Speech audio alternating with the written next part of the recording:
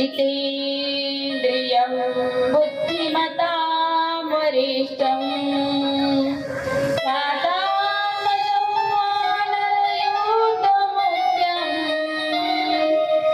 श्रीरामदूतं शरणं प्रपद्ये। जय श्री राम।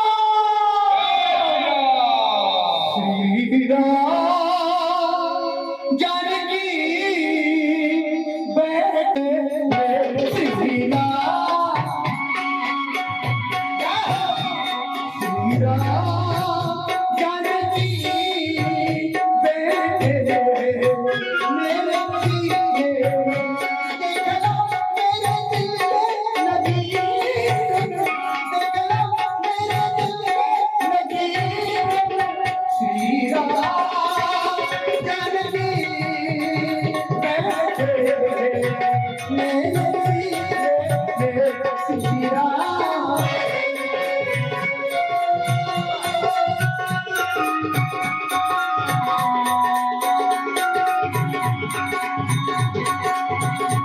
मुझ पे गिरती ना हो ना यश चाहिए। सिया राम का सजाइए हम जाइए। ओ सुख मिले ओ सुख मिले अमृत की। सुख मिले अमृत की। श्री राम जानकी बैठे मेरे सीने। श्री राम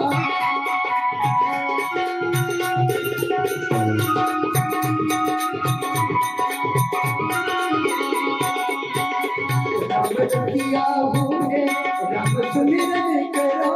सिया राम का सदाई मैं चिंतन करो। ओ सदानंद है, सदानंद है ऐसे जीने। ओ सदानंद है ऐसे जीने। श्री राम जानकी मेरे सीने। श्री राम श्री राम श्री राम।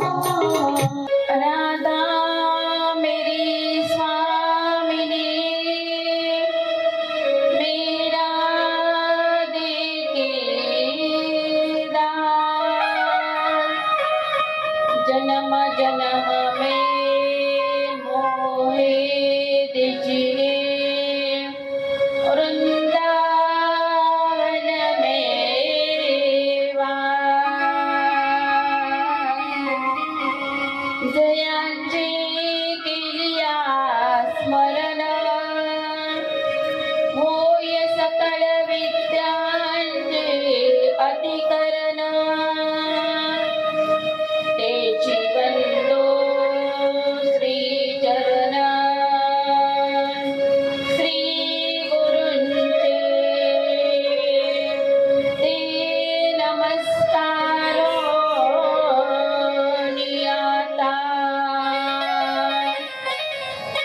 पुंडलिक वरदा हरी विठ्ठल श्री ज्ञानदेव।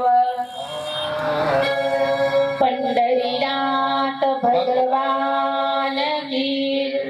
माहुली ज्ञानेश्वर महाराज की। जगद्गुरु तुकाराम महाराज की। श्री संत निवृत्तीनाथ महाराज की जय। गोपाल कृष्ण भगवान की जय। राधा रानी सरकार की जय।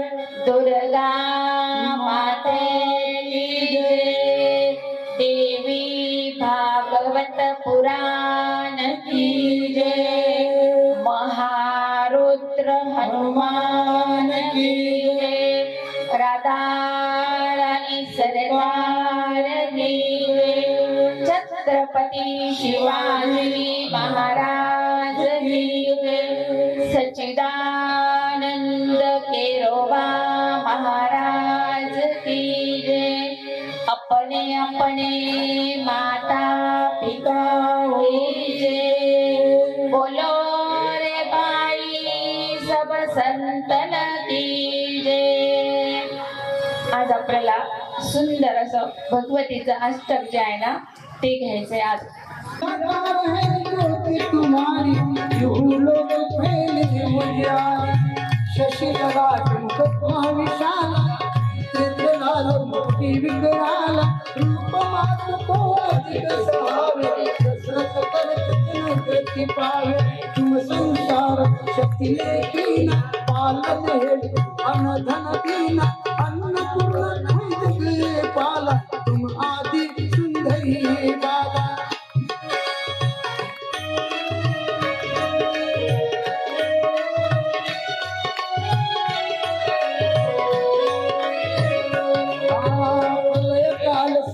नाशनहारी तुम गौरी शिव शंकर प्यारी शिव योगी तुम्हें गुण गावे ब्रह्मा विष्णु तुम्हें नीते धावे रूप सरस्वती तुमको धारा हे बुद्धि मुनि उबारा करो रूप नरी शिव अंक प्रगट भई पाद तेरे काम रक्षक करी प्रहलाद बचाओ हिरण्याक्ष को स्वर्ग पकायो लक्ष्मी रूप धरो जग माई नारायण आग समाई सिर सिंधु के करत विलासा जय सिंधु की जय मनाशा विलास में तुम न्यू भवानी महिमा अपित जात बखानी।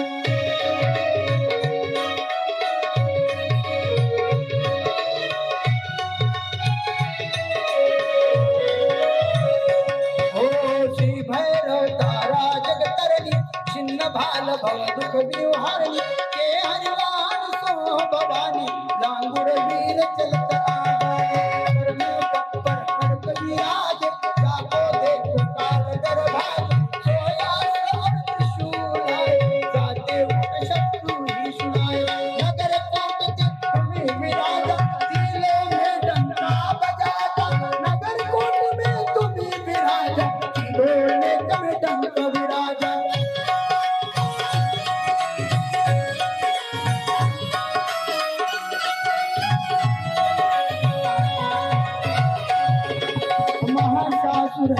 अभिमानी जी है अगभार मानी रूप कराल गिरा के धारा तीन सहित तुम दिन सहारा परिगार संतन पर जब जब वही साय मातृ तुम तब तब।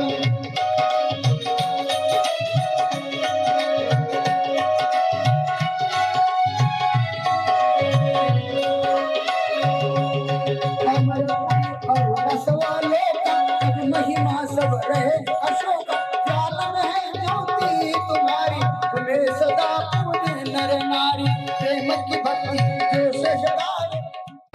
आणि या नाशिक नगरीमध्ये चालू असलेली दुर्गा माता मंदिरामध्ये देवी भागवत महापुराण कथा आज कथेचा 5वा दिवस।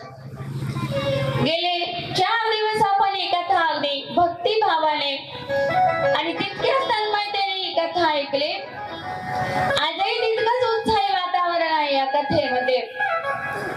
ज्यांनी ही कथा सुंदर अशी कथा आयोजित केली ना दुर्गा माता मंदिर ट्रस्ट सर्व आपले नाशिककर त्यात आमचे नगरसेवक हरिभक्त परायण शैलेश दादा ढगे असतील चौधरी बाबा असतील आणि सर्व ट्रस्टी मंडळी असेल त्याच्यात सरोदे दादा वगैरे बरेच ट्रस्टी मंडळी आहेत सर्वांचे खूप खूप धन्यवाद। कारण 18 वर्षामध्ये पहिल्यांदाच 18 वर्षापासून सप्ताह होतो आपल्या मंदिरामध्ये पण 18 वर्षामध्ये पहिल्यांदाच आपण या देवी भागवत कथेचं आयोजन केलेलं आहे आणि प्रतिसादही आपल्याला या देवी भागवत कथेला सुंदर असा लाभलेला आहे। आज या कथेसाठी जमलेले सर्व जपी तपी ध्यानी कीर्तनकार प्रवचनकार कथाकार तुम्ही श्रोतू वर्ग सर्वांना खूप खूप धन्यवाद।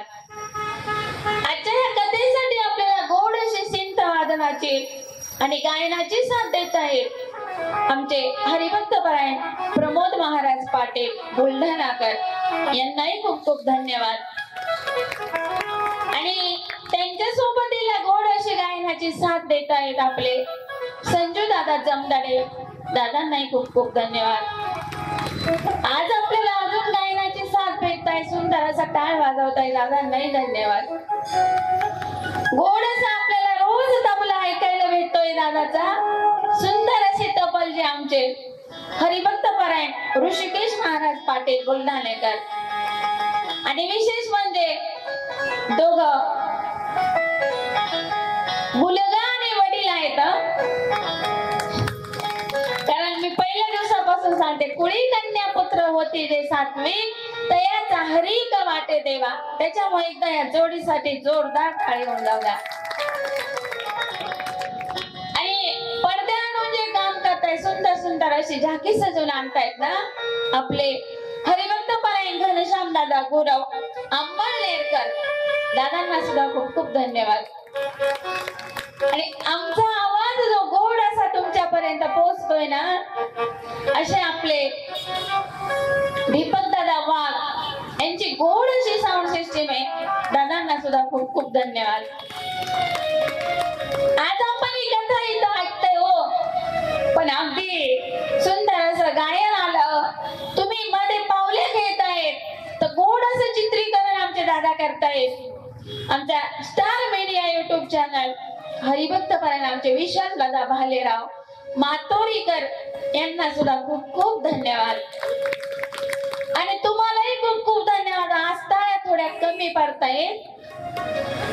भूक लागली का नेमकी काय झालं, आता विवाह तर करायचं, जे आपल्याला विवाहाची उत्सुकता प्रत्येकाला लागलेली आहे, पण फक्त पुढे बसलेली या महिला मंडळ वाजवतात टाळे, मागचे कोणीच टाळे वाजवत नाही. आज रुसले का आमच्यावरती तुम्ही? नाही ना?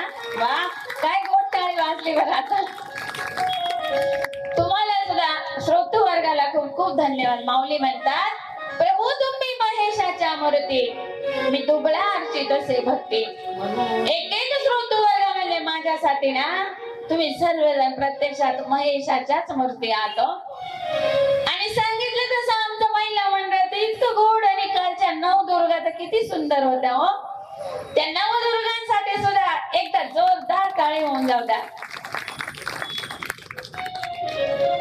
आज साडीचा रेड कलर सांगितला होता, सर्वजण अगदी रेड कलर साडी घालून आल्या, आणि त्यातले त्यात सर्वांनी गोड असे फेटे बांधले, त्याच्यामुळे अजूनच सुंदर दिसत आहे. अगदी दृष्ट लागावा असा आपला कार्यक्रम, सुंदर अशी देवी भागवत कथा चालू आहे. काल आपण कथेमध्ये बघा भीष्माचार्यांनी कशी प्रतिज्ञा केली ते बघितले, त्याची कथा ऐकली. कौरव पांडवांच्या जन्माची कथा ऐकली. आणि त्याच्यानंतर दक्ष राजानं यज्ञ समारंभ केला, आणि त्या यज्ञ समारंभामध्ये भगवतीला म्हणजे नारदांना त्यांनी आधी शाप दिला होता ना, त्यांच्या मुलांना नारदांनी परत पाठवून दिलं, त्याच्यामुळे नारद महर्षींना शाप दिला होता दक्ष राजाने. मग एका संताला शाप दिला, मग तो संताचा शाप कशाने जाईल बरं, दिलेला शाप? तर त्याच्यासाठी आई भगवती जेव्हा पोटी जन्माला येईल ना, तेव्हा तो शाप दक्ष राजाचा जाणार होता. आपण बघितलं ती सती दक्ष राजाच्या पोटी जन्माला आली, आणि तिने सांगितलं होतं राजा 2 अटी मान्य कराव्या लागतील. पहिली अट म्हणजे विवाह योग्य झाल्यावर माझा विवाह महादेवाशी करून द्यावा लागेल. आणि दुसरी अट, ज्या दिवशी तुझ्या घरी माझा अपमान होईल ना राजा, त्या दिवशी तुझ्या पूर्ण संसाराची राख रांगोळी करून जाईल. आणि सुंदर असं आपली जी सती होती, आपणही इथं यज्ञ समारंभ केला होता, आणि त्या सतीने काय गोड उडी मारली ती त्या यज्ञामध्ये. अजूनही डोळ्यापुढे फिरते ती सती, आणि इतक्या तितक्याच तत्परतेने साडी घातलेली तरी इतक्या तत्परतेने उडी मारली ती, असं वाटलं तर खरोखर या यज्ञातच आता जाते का काय एकदम. आणि नंतर महादेव आले, वीरभद्र आला, आणि वीरभद्राने सगळ्याच यज्ञाचा विध्वंस केला होता. म्हणून महिला मंडळ, तुम्हाला जर कोणी सहज प्रश्न विचारला, विश्वातलं पहिलं जागरण भगवतीचं कोणी केलं, तर ते दक्ष राजानं केलंय. लक्षात ठेवायचं, देवी भागवत आपलंय. मग दक्ष राजानं 9 दिवस गोंधळ केला, अष्टमीच्या दिवशी होम केला, आणि अष्टमीच्या दिवशी ती सती प्रगट झाली होती. पण सतीच्या देहाची तुकडे जिथं जिथं पडले त्याला ते 108 ठिकाणी पडले आणि तिथे तिथं शक्तीपीठ स्थापन झाले होते. इथपर्यंत आपण कथा काल बघितली होती. आज कथा आपल्याला घ्यायची आहे. तर त्या सतीचं मुख वाराणसीला पडलं ना, तिथं विशालाक्षी देवी झाले. नैमिषारण्यात लिंगधारणी, प्रयाग क्षेत्री ललिता, गंधमादन पर्वतावर कामुकी, मानस सरोवरात कुमुदा, त्याच्याच दक्षिणेला विश्वकामा, उत्तरेला विश्वकामपूर्णी, गोमंत पर्वतावर गोमती, मंदार पर्वतावर कामचारणी, चैत्र रथ क्षेत्री मदोत्कय, हस्तिनापुरामध्ये जयंती, पुढे कुबज देशात गौरी, मुलई पर्वतावरती रंभा, एकाग्रपीठ जे आहे त्याच्यावर कीर्तिमती, विश्वपीठावर विश्वेश्वरी, पुष्कर क्षेत्री पुरुता, हिमालयात केदारनाथ येथे सन्मार्गदायिनी, हिमवान पीठामध्ये मंडी, गोकर्ण क्षेत्री भद्रकर्णिका, स्थानेश्वरी क्षेत्री भवानी, बिल्वपीठामध्ये बिल्व पत्रिका, श्रीशैल पर्वतावर माधवी, भद्रेश्वर स्थाने भद्रा, वराह क्षेत्री जया, कमलाल क्षेत्रात कमला, रुद्रकोटीमध्ये ती रुद्राणी, कालजोर पीठामध्ये काली, शालग्राम क्षेत्री महादेवी, शिवलिंग स्थानी जलप्रिया, महालिंग स्थानी कपिला, माकुट येथे मुकुटेश्वरी, मायामध्ये कुमारी, संतान पीठात ललित अंबिका, गयेमध्ये मंगला, पुरुषोत्तम क्षेत्री विमला आणि पुष्टवर्धन येते पाडाला. बरेच नाव येते, इतके नाव काय आपल्या लक्षात राहणार नाही, पण थोडीशी शक्तीपीठ जिथं जिथं झाले ते सांगितले. असे 108 ठिकाणी शक्तीपीठ भगवतीचे झाले. आणि या 108 ठिकाणी बघा आता ती वेदवंत ती गायत्री झाली आणि शिवलोकामध्ये तीच भगवती पार्वती झाली, स्वर्ग लोकामध्ये तीच इंद्राणी झाले, ब्रह्मलोकामध्ये सरस्वती, सूर्यबिंबाच्या ठिकाणी प्रभा, मातृकामध्ये वैष्णवी, पतिव्रतामध्ये सुद्धा हीच भगवती आहे अरुंधती नावाने, अप्सरांमध्ये तिलोत्तमा या नावाने माझी भगवती प्रसिद्ध झाली सगळीकडे. आणि या 108 स्थानांचं जो कोणी स्मरण अथवा श्रवण करेल ना, तो सर्व पातकांपासून सुटून देवीच्या श्रेष्ठ लोकामध्ये त्याला जागा मिळते. 108 ठिकाणचं जर भगवतीच्या स्थानाचं चिंतन आपण केलं ना, स्वर्गामध्ये आपल्याला जागा मिळते आणि आपण देवीच्या लोकामध्ये जातो. सतीचं जे हृदय आहे ना, काल सतीला जेव्हा दक्षाच्या यज्ञ समारंभात उडी घातली, सतीचं जे हृदय आहे ते तिच्याच माहेरात पडलं. हरिद्वारच्या बाजूला जे कनखल क्षेत्र आहे ना, तिथं तिचं हृदय पडलं आणि तिथं तिचं नाव झालं ज्वाला देवी झालं. कनखल क्षेत्रामध्ये कोणत्या नावाने आई भगवती प्रसिद्ध आहे? ज्वाला देवी. आणि कान पडला तिथं कर्णिका, डोळा पडला तिथं नयनाक्षी, तिची बिंदी पडली तिथं बिंदियाचल. अशी 108 शक्तीपीठ भारतात आणि भारताबाहेर सुद्धा आहेत. त्यात प्रामुख्याने आपल्या महाराष्ट्राच्या वाट्याला किती आले हो? 3.5 शक्तीपीठ आले. म्हणून आपण सुद्धा खूप भाग्यवान आहोत. आपल्या तर महाराष्ट्राच्या वाट्याला 3.5 शक्तीपीठ आले आणि तुम्ही नाशिककर सुद्धा खूप भाग्यवान आहात. तुम्हाला इतकं सुंदर असं दुर्गा देवीचं तुम्हाला रोज दर्शन होत आहे. रोज तुम्ही त्या दुर्गा भगवतीची सेवा करतायत ना. कारण प्रतिकार शक्ती आपल्यातली जर कमी झाली असेल तरी प्रतिकार शक्ती देण्याचं काम कोण करतं? ही दुर्गा देवी करते. आपण तेरी भवन अपनी शरण, तेरी भवन अपनी शरण, मुझ में थाम के ये चरण, तन में भक्ति जोड़ते हो माता जल्दी रहे, ओ मन में भक्ति जोड़ते हो माता जल्दी रहे.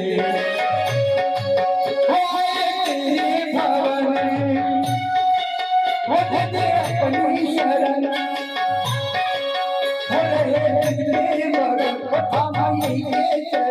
तन मन में भक्ति जोड़ते माता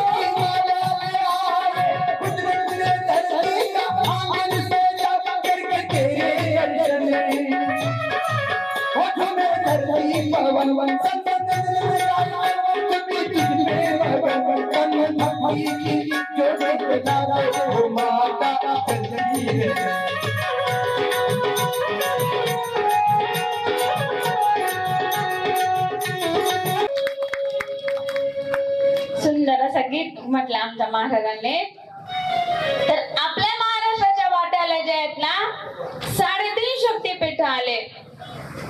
त्याच्यात तुळजापूरची भवानी माता, कोल्हापूरची महालक्ष्मी, माहूर गडावरची रेणुका माता आणि वणी गडावरती जे आहे सप्तशृंगी, ही सप्तशृंगी अर्धशक्तीपीठ आहे. का सप्तशृंगी अर्धशक्तीपीठ आहे आणि बाकी 3 शक्तीपीठ का पूर्ण शक्तीपीठ म्हणतो? तर जिथे शक्तीच्या सोबत शिव आहे, महादेव आहेत ना, ते पूर्ण शक्तीपीठ आहे. आणि वणीला सप्तशृंगी देवीला आपण गेलो ना, तिथं फक्त आई भगवती आहे, तिथे महादेव नाहीये. म्हणून हे अर्धशक्तीपीठ आहे. लक्षात ठेवायचं का अर्धशक्तीपीठ आहे. आता ही रेणुका देवी कशी माहूरगडला आली असेल बरं? महाभयंकर पातिव्रत्याचं प्रतीक म्हणजे माता रेणुका आणि प्रत्यक्ष क्रोधाची मूर्तिमंत मूर्ती म्हणजे जमदग्नी ऋषी हो. यांचा संसार अगदी सुखासमाधानाने चालला होता. जमदग्नी ऋषींनी आहे ना दररोज पूजेला गडावरती थाटामाटात जावं आणि जमदग्नी ऋषी पूजेला बसले की रेणुकेनं काय करावं? रेणुकेनं नदीवरती जावं, तिथून पाणी आणावं. पण पाणी कशामध्ये आणायचे? आपल्या या पदरामध्ये पाणी आणायची रेणुका माता. तुम्ही म्हणाल कशा आणायची? तर पतिव्रता होत्या रेणुका माता, पदरामध्ये पाणी आणायचे किंवा वाळूचा, तिथंच जायचं नदीवरती, वाळूचा घडा करायचा, त्या वाळूचा घडा करून त्याच्यात पाणी आणायचं. पण एक दिवस रेणुका जे आहेत ना पाणी आणण्यासाठी गेले, पण माशाची जल क्रीडा रेणुकेनं पाण्यामध्ये बघितली. सहज मनात विचार आला, वा काय सुखी जीवन आहे या माशाचं. मनामध्ये सहज विचार आला. तरीही त्या दिवशी ना परत या रेणुकेनं घडा केला पाण्याचा, आपल्या वाळूचा घडा केला. पण वाळूच्या घडातही पाणी येईना, वाळूच्या घड्यात पाणी येईना, पदरामध्ये पाणी घेते, पदरातही पाणी येईना. जमदग्नी ऋषी पूजेसाठी बसलेले, का अजून रेणुका पाणी घेऊन येईना? पण जमदग्नी ऋषी बघताय आणि ती म्हणते पती परमेश्वरा माफ करावं. आवाज परत पाण्याचा घडा केला पण त्याच्यात पाणी येईना, पदर केला पण पाणी येईना. का असं झालं मलाच कळालं नाही हो.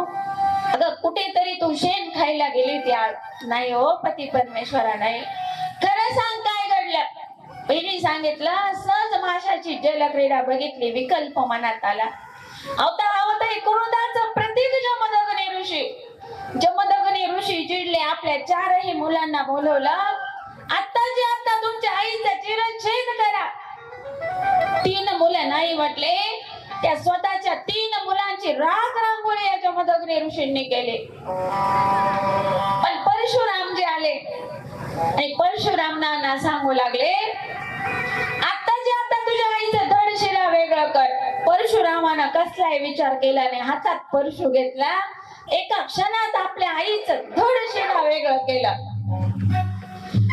ते धड तिथं राहिलं, शिर इतक्या वेगानं उडालं ना, ते चांदवडला जिथं रेणुका मातेचं मंदिर आहे, शिर तिथे येऊन पडलं. जसं तुम्हाला दुर्गा मातेचा सहवास आहे ना, तसं आम्हाला चांदवडकरांना रेणुका मातेचा सहवास आहे चांदवड नगरीमध्ये. आणि म्हणूनच त्या भगवतीला काळजी का काय, तिने मेसेज केला असेल या दुर्गा मातेला, माझं लेकरू तुझ्याकडे येतंय बाई, तेवढी कथा व्यवस्थित अशी संपन्न करून घे. मग ती शिर चांदवडला येऊन पडला, धड तिथं राहिला. परशुरामाला जमदग्नी ऋषी म्हटले, वा रे वा, पुत्र व्हावा ऐसा गुंडा. त्याचा 3 लोके झेंडा. परशुरामा मी तुझ्यावर खूप प्रसन्न आहे, काय वरदान पाहिजे ते माग. परशुरामाला सांगितलं, बाबा माझ्या हातून आईची हत्या घडली, त्याचा मला पातक लागलाय आणि माझ्या आईला तुम्ही आत्ताच्या आत्ता जिवंत करा. मग जमदग्नी ऋषींनी सांगितलं जा खाली आणि पहिल्या जी स्त्री येईल ना तिचं वरचं शीर घेऊन या. मातंग समाजाच्या एका स्त्रीची प्रेत यात्रा चालली होती. त्या स्त्रीचं वरचं शीर आणलं, ते रेणुकेच्या धडावर बसवलं आणि त्याच बरोबर रेणुका तिथं जिवंत झाली. आणि तेव्हापासून माहूरगडावरती कोण असतं हो? रेणुका माऊली. माझी रेणुका माऊली कल्पवृक्षाची सावली. ओ माझी रेणुका माऊली कल्पवृक्षाची सावली. जैसी वर्षा लागे माया तैसी अनाथाची माया. जैसी वर्षा लागे माया तैसी अनाथाची माया. ओ माझी रेणुका माऊली ओ कल्पवृक्षाची सावली.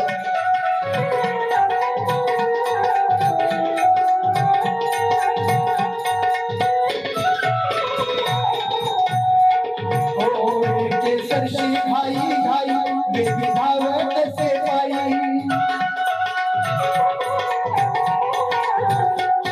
केसरशी घाई घाई बेबी धावत से पायी. आलिता पडल्या उन्हात नाही आळस मनात. आलिता पडल्या उन्हात नाही आळस मनात. माझी रेणुका माऊली कल्पवृक्षाची सावली. ओ माझी रेणुका माऊली कल्पवृक्षाची सावली. माहूरगडावरती वास करते आणि जितकं या माहूरगडावरचं महत्व आहे ना तितकं चांदवडला सुद्धा महत्व आहे. पण तिथे माहूरगडावर रेणुका माता स्थानापन्न झाल्या. पुढे जे आहे तुळजापूरची भवानी माता. काय इथं स्थानापन्न व्हावं लागले असेल बरं तुळजापूरला भवानी मातेला?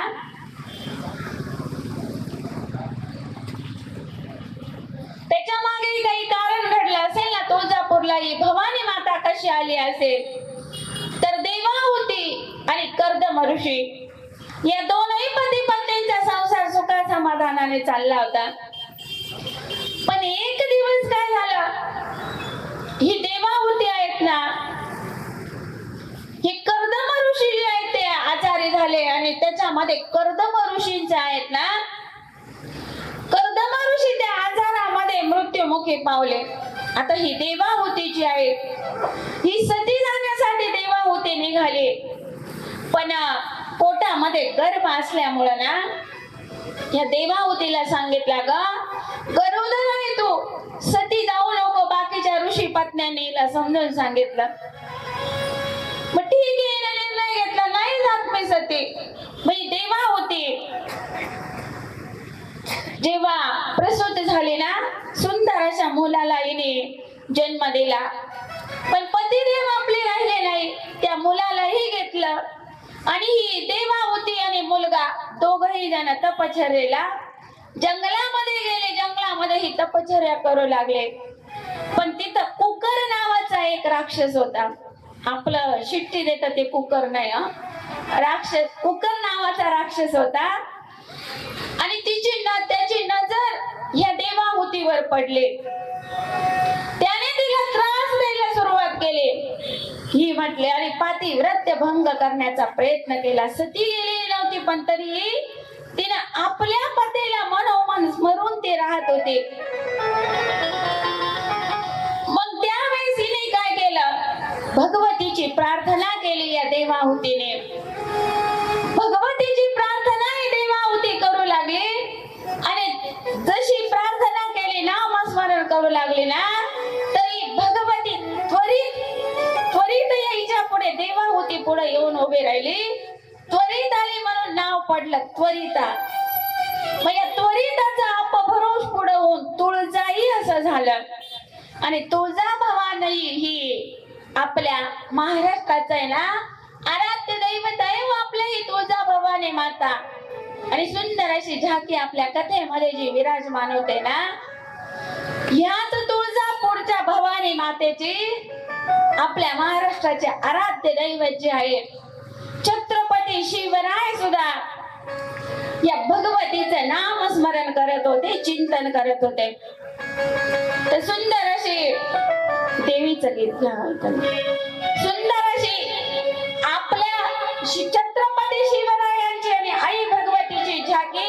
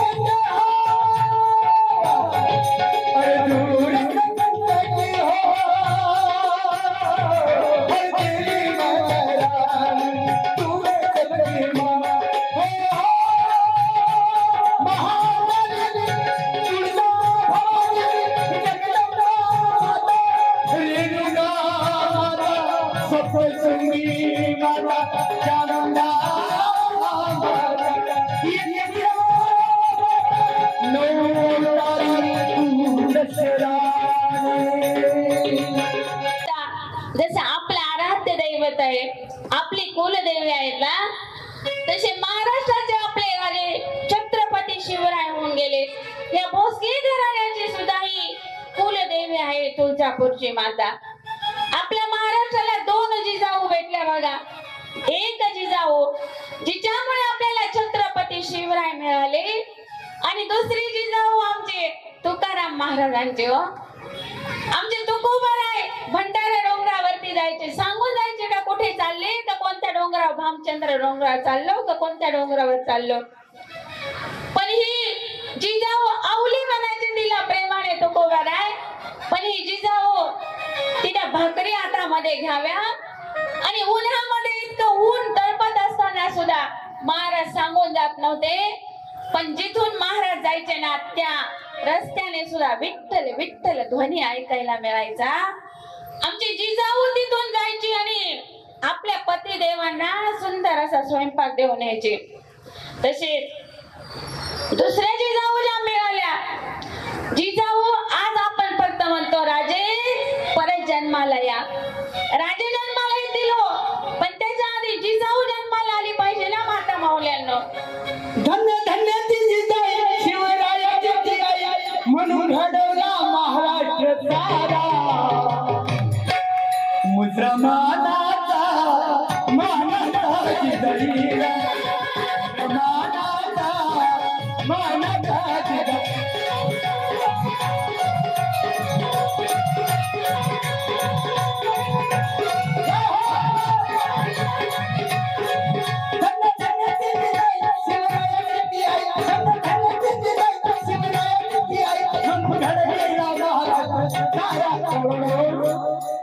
मुसलमानाचा मानाचा जिजाईला, मुसलमानाचा मानाचा जिजाईला.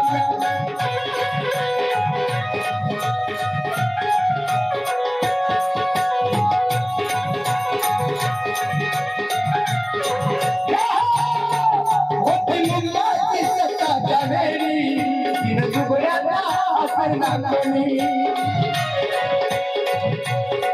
मुघलाची सत्ता त्यावेळी तिनं दुबळ्याचा आसरा कमी. जिजाई हा केला माऊली, जिजाई ही काय.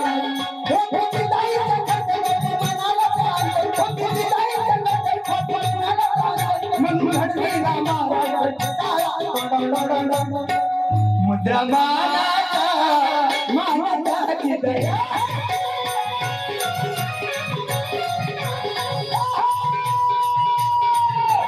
एक राजा इथे जन्मला, एक राजा इथे जन्मला, शिवनेरी किल्ल्यावर, शिवनेरी किल्ल्यावर.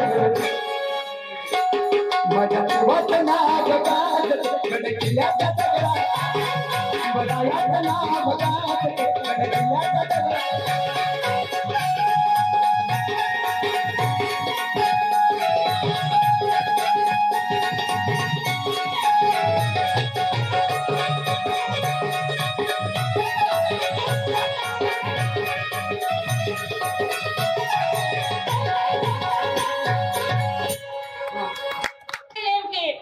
जिजाऊ सांगायचे मला वाटतं घोड्यावरती बसावं, हातामध्ये शस्त्र घ्यावं आणि शत्रूचा निपात करून यावं. आमच्या आजच्या जिजाऊला डोळे लागतात माती खाण्याचे, कुणाला काय काय पदार्थ खाण्याचे. आणि आमची आजची जिजाऊ जेव्हा गरोदर राहते ना, डॉक्टर सांगतात बेड रेस्ट घ्यावी लागेल. आमची जिजाऊ जाते माहेराला, माहेराला गेल्यावर खायचं, टीव्ही बघायचं, एवढं जिजाऊला काम. मोबाईल हातामध्ये घ्यायचा. मग बाळ सुद्धा जन्माला येतं ना, ते बाळ जन्माला आल्याबरोबर त्यालाही मोबाईलच लागतो, टीव्ही लागतो. ठीक आहे तुम्ही माहेरामध्ये जा, पण धार्मिक ग्रंथ वाचा, जेणेकरून आपल्या बाळावरती संस्कार होतील ना. असं व्यवस्थित काहीतरी करा मातांनो. तेव्हा परत छत्रपती शिवराय जन्माला यावा ना, याच्यासाठी जिजाऊ सुद्धा तशी जन्माला आली पाहिजे आधी. जिजाऊच्या पोटी छत्रपती शिवराय जन्माला आले. शिक्षण वगैरे सर्व झालं यांचं. आणि जेव्हा स्वराज्याची स्थापना करायची ना, पण स्वराज्याची स्थापना करायची ही सुद्धा भगवतीच्या आशीर्वादाने करायची. म्हणून या जिजाऊ सुद्धा तुळजापूरची जी भवानी माता आहे ना, त्या तुळजापूरच्या भवानी मातेचं हे पूर्ण भोसले कुटुंब सेवा करायचं. मग आपल्या लेकराला छत्रपती शिवरायांना सुद्धा सांगितलं, बाळा स्वराज्याची आपल्याला संस्थापना करायची, स्थापना स्वराज्याची करायची ना, आशीर्वाद तुला तुळजापूरच्या भवानी मातेचा घ्यावा लागेल. आई वडिलांची आज्ञा म्हणून हे छत्रपती शिवराय तुळजापूरच्या भवानी मातेकडे आले. आणि भवानी मातेकडे आले, पण राजे असून संस्कार व्यवस्थित झालेले होते ना. छत्रपती शिवरायांनी गेल्याबरोबर आईला साष्टांग दंडवत घातला. नमस्कार केला, आईला दंडवत घातला आणि स्वराज्य स्थापनेची प्रार्थना करायची. काही स्वराज्य स्थापन करायचे आई मला. आई तुझा आशीर्वाद मला हवाय स्वराज्य स्थापनेसाठी. मग स्वराज्य स्थापनेसाठी आशीर्वाद हवाय ना, या तुळजापूरच्या भवानी मातेनं आपली जगदंब नावाची जी तलवार होती ना, शत्रूचा निपात करण्यासाठी या भवानी मातेनं ती जगदंब नावाची तलवार छत्रपती शिवरायांना सुपूर्द केली. आणि इतकी तलवार या शिवरायांची चालायची की समोरचा शत्रू अगदी निपात करून टाकायचे. हो जरा काढायची बाहेर हिची चमचमती धार, कशी घुसते आरपार शिवरायाची तलवार.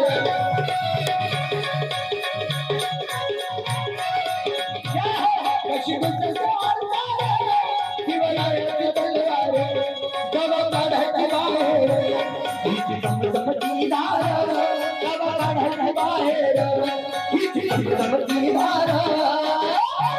कशी घुसते आरपार शिवरायाची तलवार.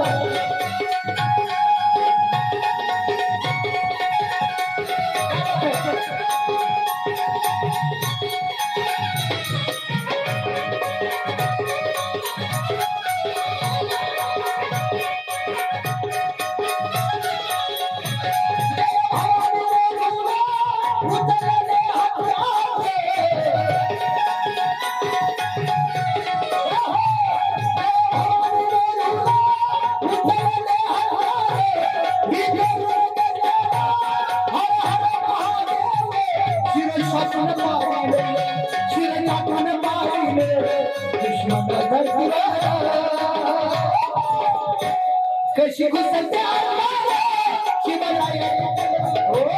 कशी घुसते आरपार शिवरायाची तलवार.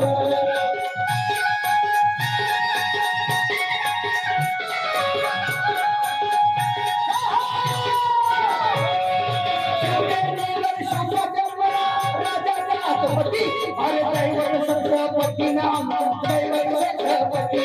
अरे शिवबाचे गावळे आम्हाला पायाची.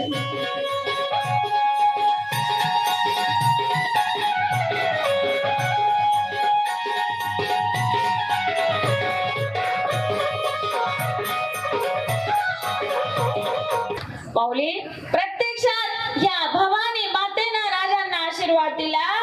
ही जगदंब नावाची तलवार राजांना दिली.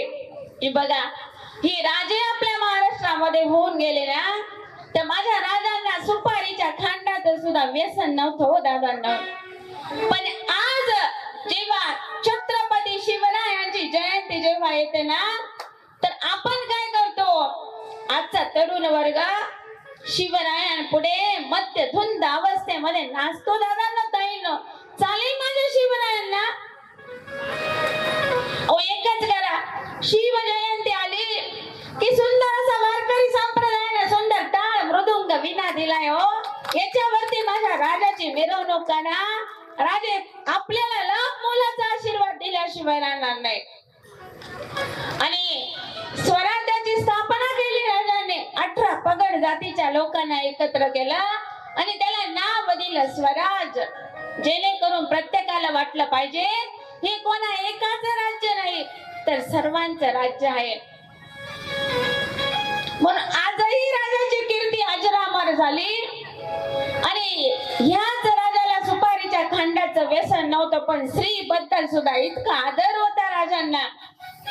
कल्याणच्या सुभेदाराची सून जेव्हा राजे साहेबांकडे आणण्यात आली ना, साडी चोळी देऊन आपल्या पाठच्या बहिणीप्रमाणे राजे साहेबांनी तिची पाठवणूक केली.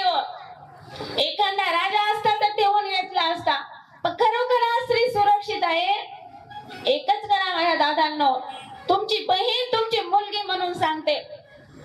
रात्रीच्या अंधारामध्ये एखादी स्त्री जर समोर दिसली ना, तिच्याकडे स्त्रीच्या नजरेनं न बघता ही आपली ताई आहे, ही आपली आई या नजरेनं बघा. एकही माझ्या ताईवर अति प्रसंग होणार नाही. माझी एखादी ताई कीर्तन करते, कथा करते, तिच्याकडे सुद्धा रे माझी स्वतःची मुलगी माझी स्वतःची बहीण त्या व्यासपीठावर कीर्तन करते, या दृष्टीने कीर्तनकार स्त्रीकडे सुद्धा बघा. आपला समाज सुधारल्याशिवाय राहणार नाही राधांनो. आणि याची खरोखर गरज आली आता. आपल्या मुलांना शालेय शिक्षण तर द्या, पण त्याच्याबरोबर आपल्या मुलींना सुद्धा कराटेचं शिक्षण द्या, जेणेकरून दांडपट्टा वगैरे हे शिक्षण आपल्या मुलींना द्या. तर एखादा प्रसंग जर आला तर 2 हात करण्याची ताकद आपल्या लेकीमध्ये सुद्धा पाहिजे. हे शिक्षण सुद्धा मुला मुलींना आज गरजेचं आहे खरोखर. म्हणून सुपारीच्या खांडाचं सुद्धा व्यसन करू नका दादांनो. अरे जाम से जाम पीने से क्या फायदा, रात को पियोगे सुबह उतर जाएगी. एक नाम हरि नाम का प्याला तो पी लो, तुम्हारी जिंदगी सुधर जाएगी, तुम्हारी जिंदगी सुधर जाएगी. एकच वेळेस हरिनामाचा प्याला प्या, तुमची जिंदगी सुधारल्याशिवाय राहणार नाही. जेव्हा शिवराय निघायचे ना तर प्रत्येक मावळे स्वतःच मरण समोर दिसत असताना सुद्धा राजा कोणत्या गडावरती जायचे, कुठेला जायसाठी जायचंय, आपलं मरण सुद्धा समोर दिसत असताना प्रत्येक मावळा लढत होता. हो का तर राजे तसे होऊन गेले ना. पण आपल्या शैलीदादा ढगेसाठी सुद्धा एकदा जोरदार टाळी होऊन जाऊ द्या. माऊली असे नगरसेवक लाभणं सुद्धा दुर्मिळ आहे. बरेच बघितले मी, राजे बघितले, नगरसेवक बघितले, सरपंच बघितले, पण परमार्थाचा त्यांचा काही गंधच नाही. बऱ्याच ठिकाणी आमचे दादांतेही जातो, आम्ही जातो बऱ्याच ठिकाणी कीर्तन प्रवचनाला. इकडे सप्ताह चालू असतो पण सरपंच नाही, कोणीच नाही त्या सप्ताहामध्ये. पण दादा मात्र रोज आपला वेळ इथे देत आहेत, कथेसाठीच नाही. सप्ताह जरी असला ना तरी शैलेश दादा ढगे रोज इथं त्यांचा वेळ आपला खर्च करतात. म्हणून असा नेता सुद्धा भेटणं म्हणजे भाग्याची गोष्ट आहे. बघा एक शिवराय जेव्हा लढाईवरती जायचे ना तर शिवराय सुद्धा गर्जना कशी करायचे. हो हर हर हर हर हर हर महादेव म्हटलं की अंगामध्ये असा संचार व्हायचा. त्या भवानी मातेचा सुद्धा जय जयकार करायचे. भवानी माते की, भवानी माते की, भवानी माते की. जेव्हा हर हर महादेव आणि भवानी मातेचा जय जयकार केला, अंगावरती काटा येतोय, शिव आणि शक्तीचं मिलन व्हायचं आणि राजे प्रत्येक गड जिंकून यायचे. म्हणून जसं राजांनी सुद्धा आई भगवतीची आराधना केली ना तसं आपण सुद्धा भगवतीची आराधना केली ना ती भगवती शक्ती देत असते. एकदा राजांचा जय जयकार करूया. छत्रपती शिवाजी महाराज की, छत्रपती शिवाजी महाराज की, छत्रपती शिवाजी महाराज की. म्हणून आदर्श घ्या आपल्या राजांचा. सुंदर अशी झाकी आपल्या कथेमध्ये विराजमान झाली ना. एकदा या झाकीसाठी जोरदार टाळी होऊ द्या. ही तुळजापूरची जी भवानी माता आहे, जगदंबा माता आहे ना, हिने राजांना आशीर्वाद दिला होता. पुढचं जे शक्तीपीठ आहे कोल्हापूरची महालक्ष्मी माता. कोल्हापूर या शहराचं जुनं नाव तसं करवीर.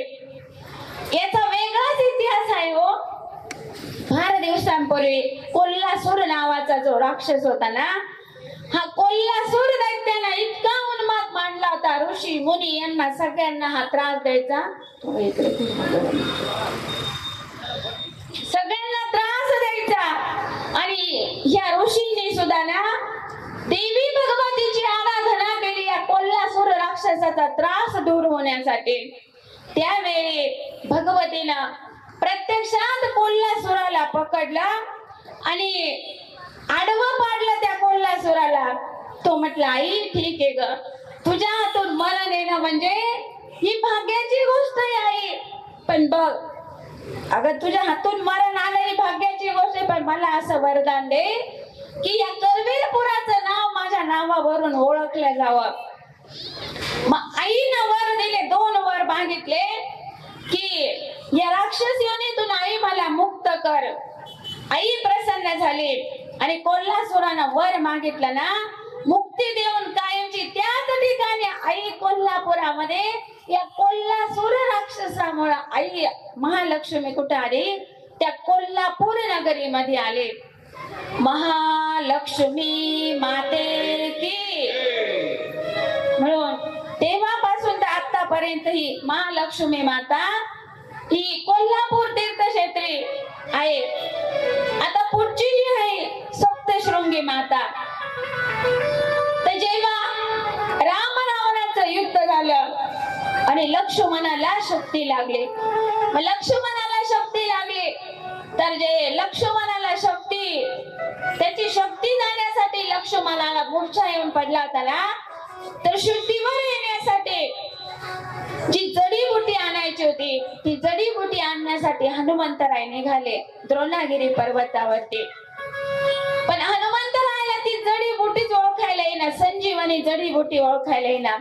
हनुमंतरायानं तो द्रोणागिरी पर्वतच हातामध्ये घेतला आणि निघाले हनुमंतराय. पण येत असताना ना वणी जवळ आल्यावरती त्या द्रोणागिरी पर्वताचा काही कडा खाली ढासळला आणि तो खाली ढासळला. त्याचा आकार 7 शृंग, आणि शृंग म्हणजे शिंग, त्याचा अर्थ शिंग होतो. तो 7 शृंगासारखा त्या गडाचा आकार झाला आणि त्याला नाव पडलं सप्तशृंग. मग आई भगवती सुद्धा दैत्यांसोबत युद्ध करून थकली होती आणि आई भगवतीला आहे ना आरामाची गरज होती. आई भगवती म्हटल्या एकांत ठिकाणी मला, जिथं कुणाचाही त्रास होणार नाही ना, अशा ठिकाणी मला आरामासाठी जावं लागेल.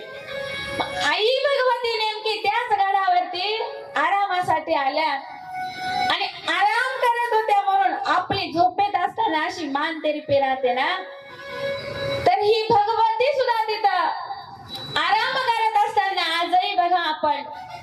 मग तिथं नंतर काही गुराखी आले, त्या गुराखांच्या स्वप्नामध्ये आई भगवती गेले आणि गुराखाच्या स्वप्नात गेल्यामुळं तिथं गुराख्यांना तिथलं झाड झुडप वगैरे बाजूला केले, तर आतमध्ये आईची स्वयंभू अशी मूर्ती दिसली. आई आराम करत असल्यामुळे ना आईची मान अशी तिरपी आहे ना.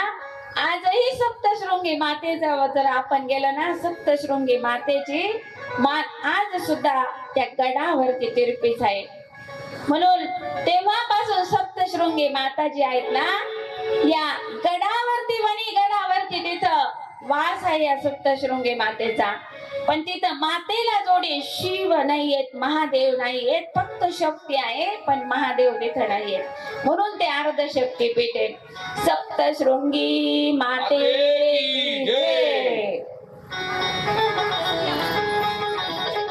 आता ही 3.5 शक्तीपीठाची कथा आपण बघितली.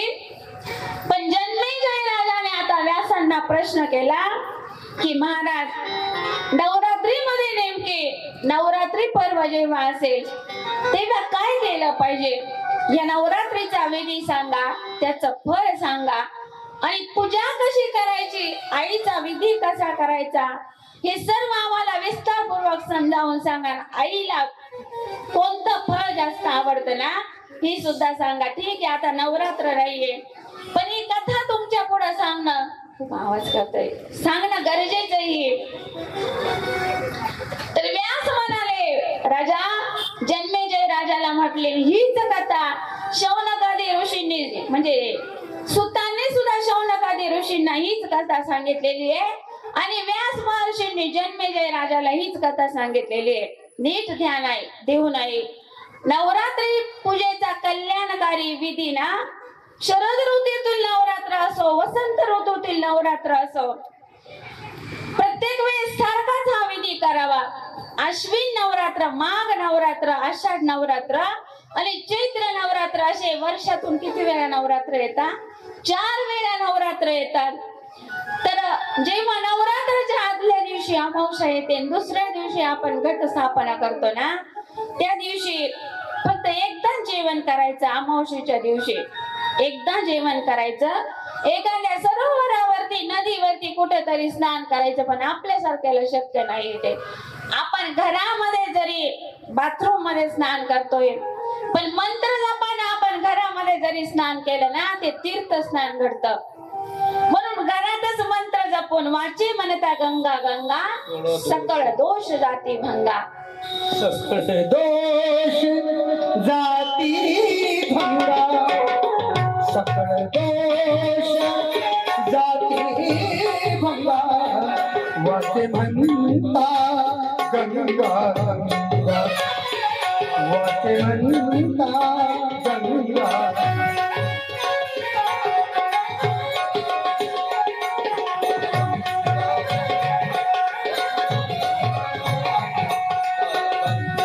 कुशावरती करुणी स्नान, कुशावरती करुणी स्नान. त्याचे रहाणे, त्याचे रहाणे. वाचे म्हणता गंगा, हो वाचे म्हणता गंगा गंगा.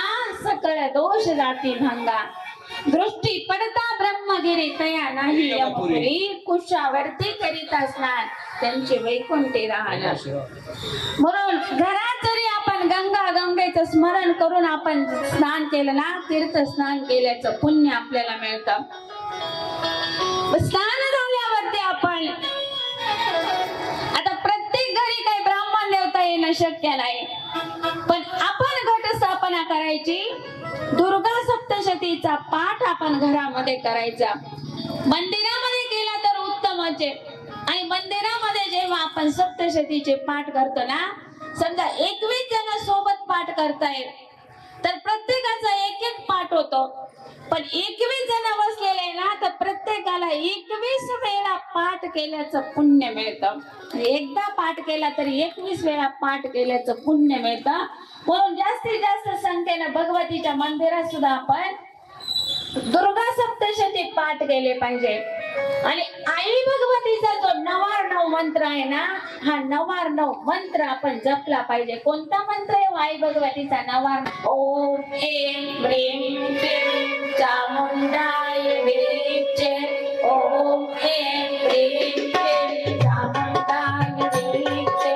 ओम ऐं ह्रीं क्लीं चामुंडाय विचे. ओम ऐं ह्रीं क्लीं चामुंडाय विचे.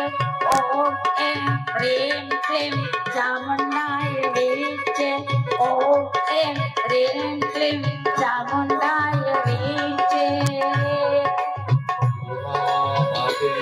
वाघ मुनींच्या मुलाची कथा आपण बघितली. मूर्ख मुलगा जन्माला आला होता, पण फक्त ते सुकार ए करत होता. याने फक्त ए नावाचा जप केला होता तरी त्याला भगवती प्रसन्न झाली होती. आपण 99 मंत्राचा जप केल्यावर भगवती माता आपल्याला प्रसन्न होणार नाही का? आणि या 99 मंत्र जपायचे फायदे काय बघा. व्यवसायामध्ये, करिअर मध्ये आपल्याला सफलता मिळत नसेल, आपल्या मनामध्ये सारखी भीती उत्पन्न होत असेल, आपला साहस पराक्रम वाढत नसेल, ग्रह दोष असतील आपल्याला, तर ग्रह दोष घालण्यासाठी ग्रह दोष आपला शांत होतो आणि दारिद्र्य सुद्धा दूर होतं. दुर्गा मातेचा आशीर्वाद आपल्याला प्राप्त होतो या 99 मंत्राचा जेव्हा आपण जप करतो त्यावेळेस. म्हणून नवरात्रामध्ये सुद्धा या 99 मंत्राचा जप करा. आता आई भगवतीची जिथं आपल्याला स्थापना करायची, घट स्थापना केली, त्याच्यावरती 5 रत्न, पंचपल्लव म्हणजे 5 पानं आणि तीर्थानं भरलेला एक कलश तिथं ठेवायचा.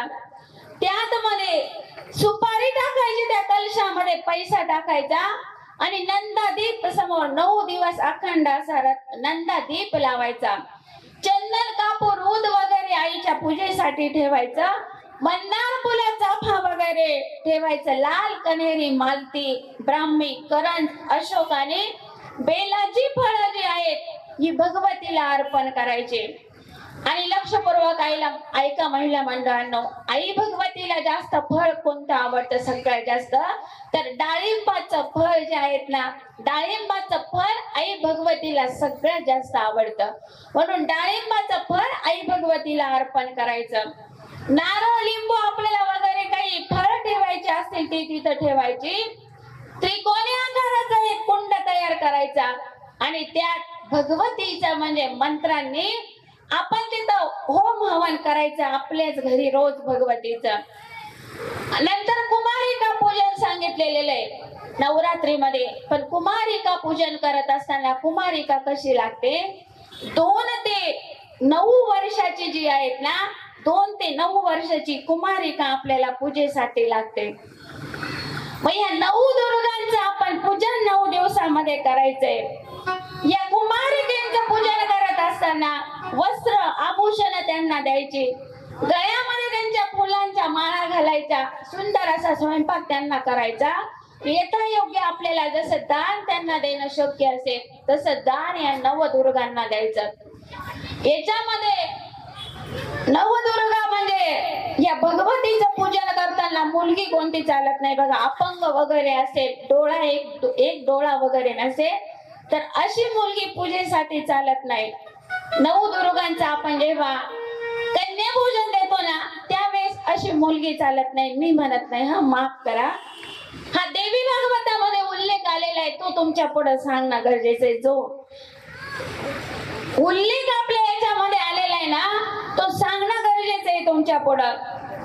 म्हणून नाही आपल्याला 9 दिवसाचं व्रत करणं शक्य झालं, कुणी आजारी असेल, प्रत्येकामागे काही ना काही प्रॉब्लेम असतात ना, पण पहिल्या दिवशी ज्या दिवशी घट स्थापना करायची ना त्या दिवशी तरी आई भगवतीचं व्रत आपल्याकडून झालं पाहिजे. आणि व्रत करत असताना आणि घट स्थापना करत असताना घरातल्या स्त्रीनेच केली पाहिजे असं काही नवस नाही.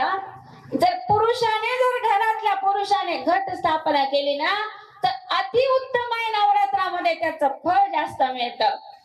आमच्याही घरात उपास जरी मी करत असले ना पण पूजा मात्र घट स्थापना मात्र आमचे महाराज करतात दरवर्षी घट स्थापना.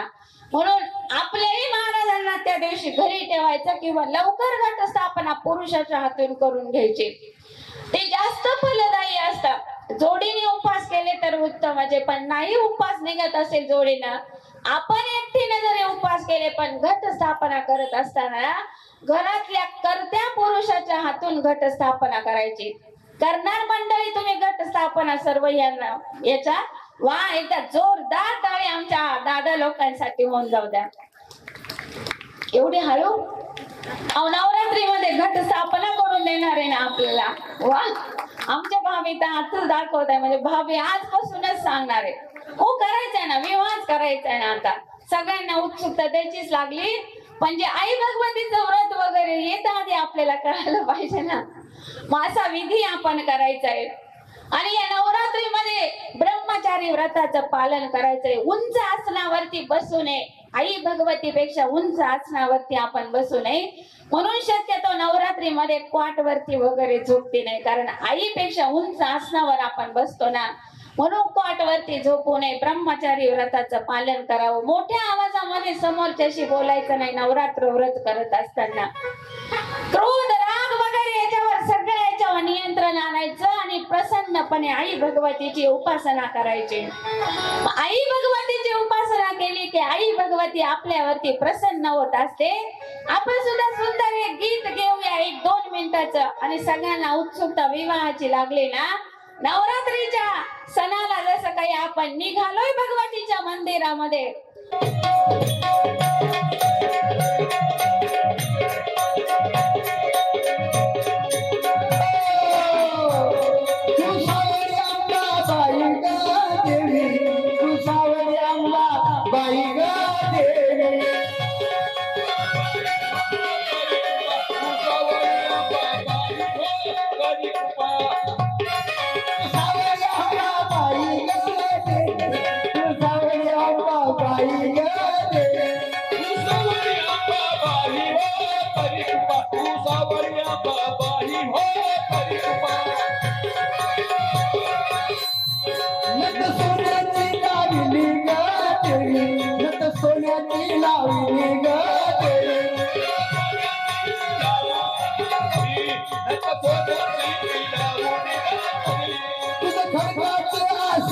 ग देवी तुझं खडकाचं आसन ग देवी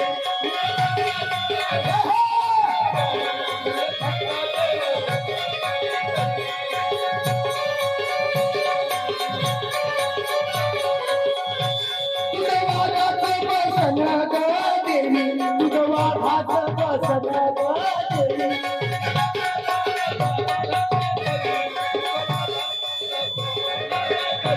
तुझं वाघाचं बसन ग देवी तुझं वाघाचं बसन ग देवी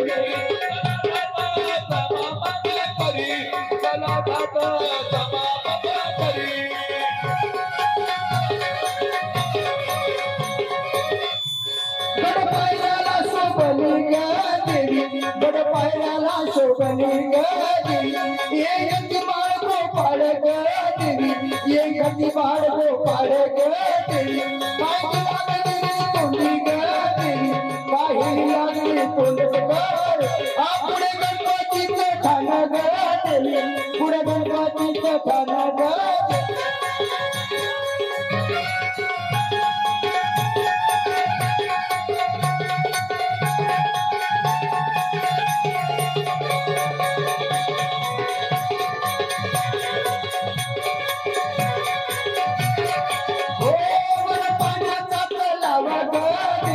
वर पाण्याचा तलाव ग देवी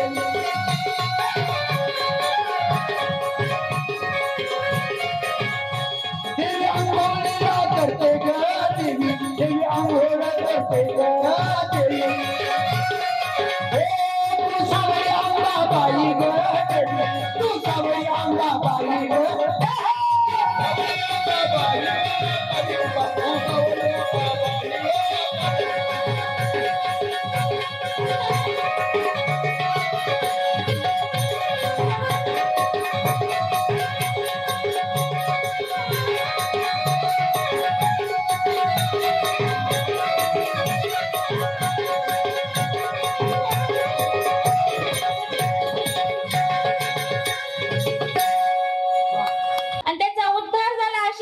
कथा मला सांगा. तेव्हा व्यासांनी एक कथा सांगितली की पूर्वी कोसल देशामध्ये ना एक वाणी राहायचा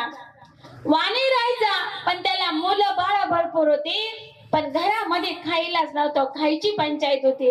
इतकी दरिद्रता घरात होती ना पण तरीही तो धार्मिकपणे वागायचा.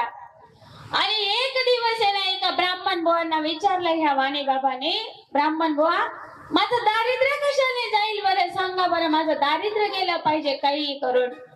मग ब्राह्मण बुवांना त्या वाण्याची दया आली आणि ब्राह्मण बुवांनी त्या वाण्याला सांगितलं बाबा आई भगवतीचे नवरात्र येत आहे रे आता.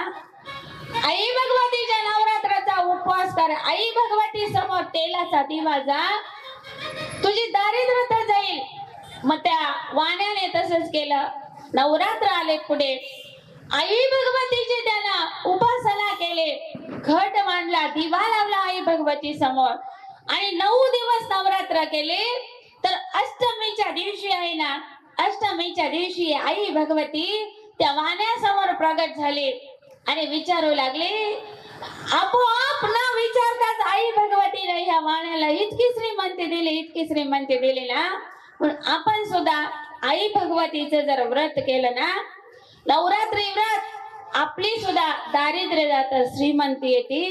पण म्हणजे इथून मागे मी सांगितलं, गरिबी आली म्हणून लाजायचं नाही आणि श्रीमंती आली म्हणून मात करायचं नाही. नाहीतर आई भगवती ती इतकी चंचल आहे, लक्ष्मी इतकी चंचल आहे ना, ती आपल्या घरातून लगेच निघून जात असते. पुढे आता आपण कथा बघतोय, ही शिव पार्वती विवाहाची कथा येते आपल्या देवी भागवतामध्ये. सती मातेनं काल दक्षाच्या यज्ञामध्ये उडी घेतली. सती मातेनं आपलं आयुष्य तिथं संपवलं आणि तेव्हापासून महादेवजी जे आहेत ना, समाधी अवस्थेत महादेवजी गेले. समाधी अवस्थेतून महादेवजी काय बाहेर येते ना आता. आणि तारकासुर नावाचा एक दैत्य जो आहे, हा तारकासुर नावाचा राक्षस आहे ना, इतका उन्मत्त झाला तारकासुर नावाचा राक्षस आहे ना, हा कुणालाही ऐकेना, कुणाचंही काही ऐकेना.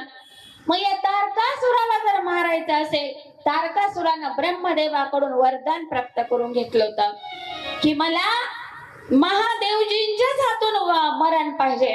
तारकासुराला वाटलं महादेवजी बसलेले आहेत आता समाधी अवस्थेमध्ये, मग हे काय समाधी अवस्थेतून बाहेर येणार नाही, आणि जोपर्यंत महादेवजी समाधी अवस्थेतून बाहेर येत नाही म्हणजे आपल्याला मरण काय येणार नाही. तारकासुर या भ्रमामध्ये राहिला.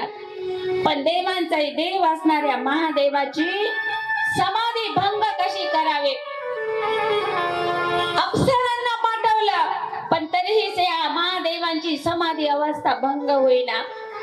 वसंत ऋतूला पाठवलं, त्यावेळेस वसंत ऋतू गेला आणि वसंत ऋतूमध्ये वातावरण कसं सगळीकडे प्रसन्न असं झालेलं असताना त्याच वेळेस कामदेव सुद्धा यावं. कामदेव गेले आणि कामदेवाला जोडी हे वसंत ऋतू सुद्धा गेला आणि असं वातावरण प्रसन्न केलं, असं वातावरण प्रसन्न केलं, महादेव त्याच्यातून समाधी अवस्थेतून बाहेर आले.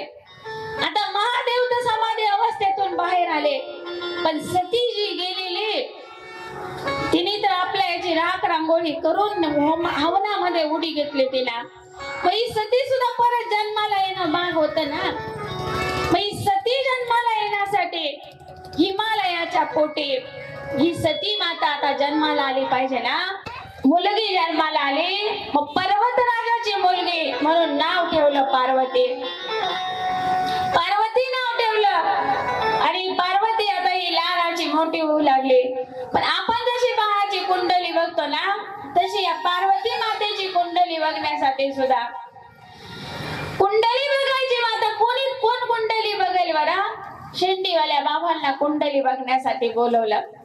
शेंडीवाले बाबा आले, नारद महर्षी या छोट्या बालिकेची कुंडली बघू लागली आणि जे ज्योतिषशास्त्राचे होते नाही नारद महर्षी त्यांनी सांगितलं या बालिकेचा विवाह अशा पुरुषासोबत होणार की त्याला कुठे काळीवर एक पाठ सुद्धा जमीन नाही, पांढरीवर शेती नाही, अशा पतीवर अशा नवरदेवाबरोबर हिचा विवाह होणार. हा अंगावरती वस्त्र परिधान करणार नाही, गळ्यामध्ये गुंडक्यांच्या माळा घालणारा असेल. पार्वती माता विचार करते, छोटी पार्वती, अरे हे तर सर्व म्हणजे जे सांगता हे वर्णन हे सर्व माझ्या महादेवांबाबतीतच लागू होतंय. पार्वतीला आनंद झाला. पार्वती माता आता आईला म्हणू लागली, आई मला तपश्चर्येसाठी जायचंय ग आई, मला माझ्या महादेवांना जर प्रसन्न करून घ्यायचं असेल पती रूपाने मला परत पाहिजे ना. आई भगवती आता ही पार्वती माता जी आई तपश्चर्येसाठी निघाले तेव्हा आई म्हटली ओ मा, म्हणजे जाऊ नकोस मा, नको जाऊ तू तपश्चर्येसाठी जाऊ नको, म्हणून पार्वती मातेचं नाव पडलं उमा. पार्वती माता तपश्चर्येसाठी वनामध्ये गेल्या आणि तपश्चर्या करू लागल्या तिथं. काही दिवस या पार्वती मातेनं फक्त पिकलेल्या म्हणजे फळं वगैरे खाल्ले तरीही महादेव प्रसन्न होते ना. मग या पार्वती मातेने नंतर फक्त झाडांची पानं खावी तरीही भोले बाबा समोर प्रगट होते ना. पार्वती मातेने नंतर फक्त हवा पिऊन राहू लागले, जंगलात ते फक्त हवा पिवी आणि त्याच्यावरती तपश्चर्या करावी. अशी पार्वती मातेची तपश्चर्या आणि या पार्वती मातेची तपश्चर्या बघण्यासाठी खरोखर तपश्चर्या करते का फक्त समाधी अवस्थेत ढोंग करते हे बघण्यासाठी स्वतः महादेवजींनी सप्त ऋषींना पाठवलं. सप्त ऋषींनी परीक्षा घेतली पार्वती मातेची. पार्वती मातेला सांगितलं ग तुझा होणारा जो पती ना बाई त्याला कुठं गरज नसेल, स्मशानात राहणार असेल. पार्वती माता म्हटले चांगलंय, दिवाळी आली का घर आवरायचं टेन्शन नको, कलर करायचं टेन्शन नको, वा असे पती तर मला पाहिजे. अगं अंगावरती कपडे सुद्धा घालत नाही. पार्वती माता म्हटली कपडे धुवायचं टेन्शनच नाही, वॉशिंग मशीन घ्यायचं सुद्धा टेन्शन नाही, घरामध्ये पाहिजे मला असे पती. अगं बाई तो स्मशानात राहतो चालेल ग, सोनं सुद्धा नाही त्याच्याकडं,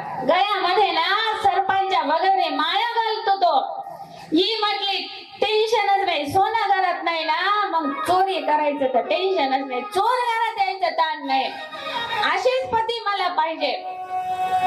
पण त्याच्यावरती महादेवांचा विश्वास बसला नाही आणि महादेव जे आहेत ना आता स्वतः पार्वती मातेची परीक्षा बघण्यासाठी गेले.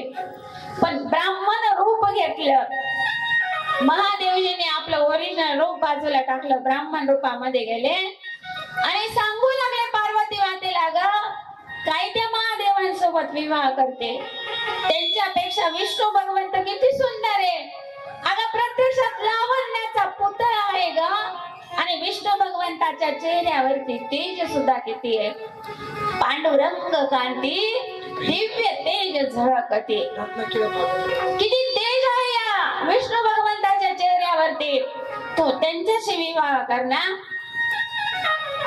तर पार्वती माता म्हणून आणि ही म्हणू लागला, जोगड्या आहे तो, काय त्याच्याशी विवाह करते.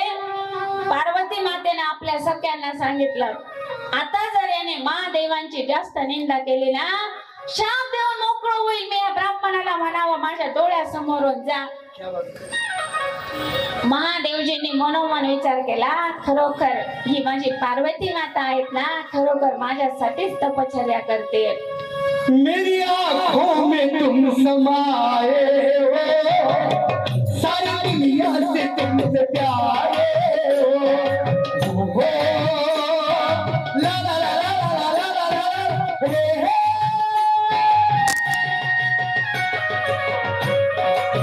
हो, मेरी आंखों में तुम समाए हो, सारी दुनिया में सबसे प्यारे हो, तेरी प्यार की बरसात चाहिए, मुझको पसंद की सौगात चाहिए, हर जन्म में मुझे साथ चाहिए, उसी से मेरे मुझे हाथ चाहिए.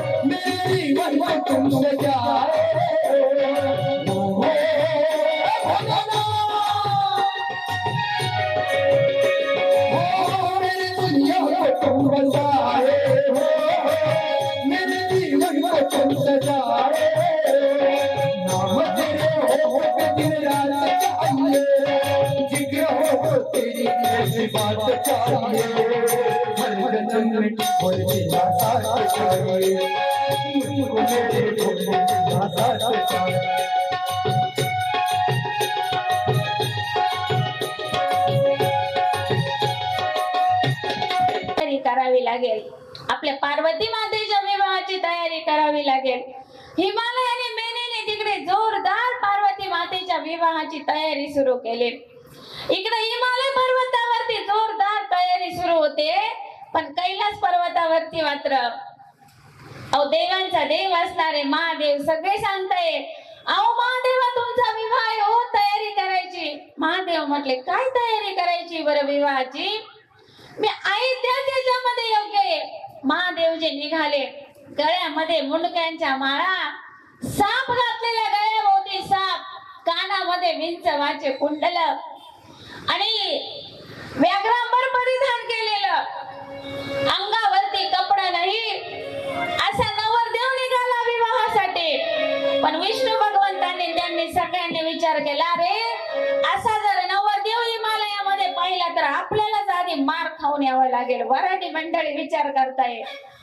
वराडी मंडळीने विचार केला, देवांचा देव असणाऱ्या महादेवाला मागे ठेवलं आणि पुढे सुंदर सुंदर जे देव होते ना त्यांची सजायला लागले. हो आता वराडी मंडळी कोण बोलवायची बरं. कैलासावर कोण वराडी मंडळी होती. आता यांचं वराड म्हणजे पहिला फोन केला लागेल. भोले बाबा म्हटले काळजी करू नका. नाशिकला पहिला फोन केला तर नाशिकला भोले बाबाची वराडी मंडळी कोण बरं. प्रत्येक गावात स्मशानभूमी आहे ना. असं एकही गाव नाही की तिथं स्मशानभूमी नाही. अशी एकही वाडी वस्ती नाही. पहिला फोन नाशिक नगरीत आला. सगळे नाशिक नगरीतले भूत वेताळ एकत्र जमले. नाशिकच्या भूत वेताळ यांनी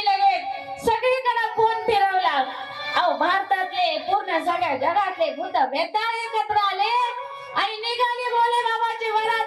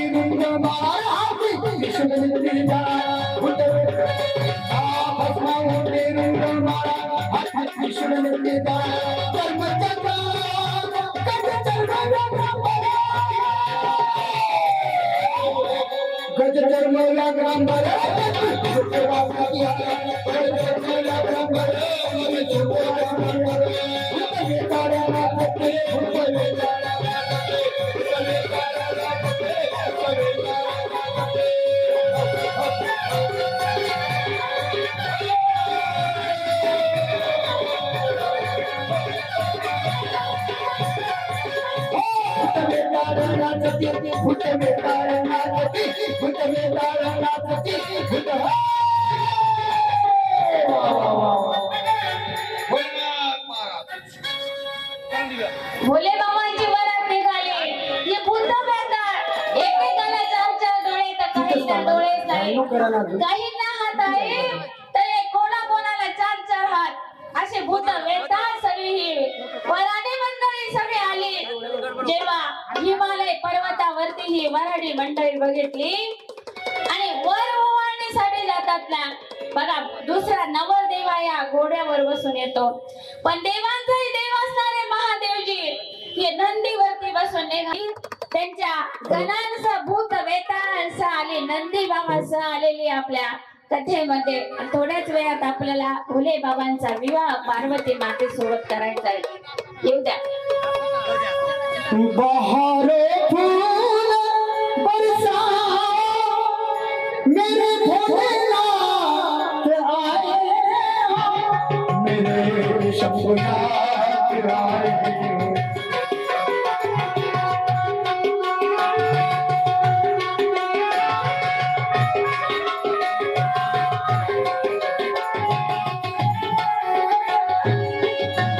ओ लाली लगी रे नभे लगालू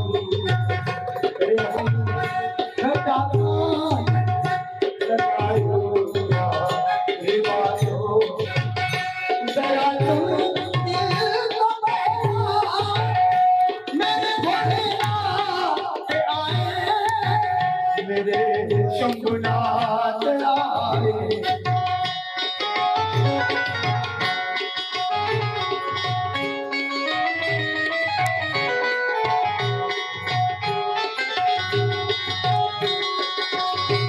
अपने मन की मैना जानो जानो जानो के मन के सुगाना सुगाना. ओ शिव मेरी शक्ति है, शिव मेरी भक्ति है, शिव मेरी पूजा है. ओ शिव के रंग में ऐसी डूबी में बन गई कई रूप. शिव की माला जपते जपते जपते जपते हो गई सुबह शाम. सासों की माला सासों की माला हो गई सुगाना सुबह शाम. सासों की माला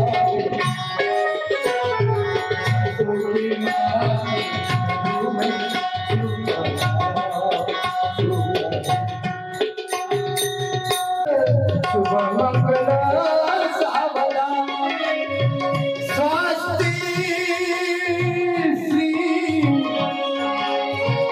गणनायकं सिद्धिदः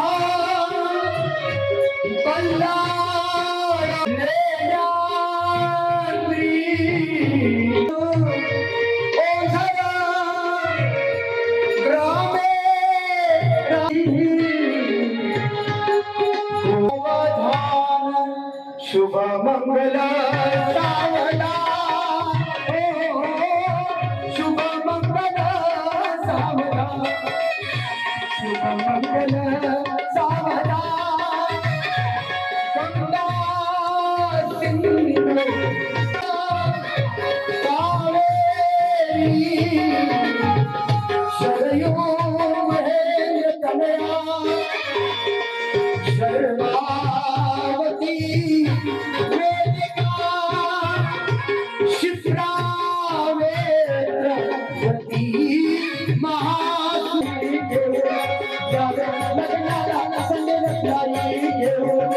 आयुर्दा पूर्वानी आज सुबह मंडपात आयुर्दा पूर्वानी आज सुबह मंडपात येईल वरवधूला आशीर्वाद देण्याचा येईल वरवधूला आशीर्वाद पुरा पुढारी तपी देशाच्या घटका तुला स्मरण हे देता ती सावली घेईनी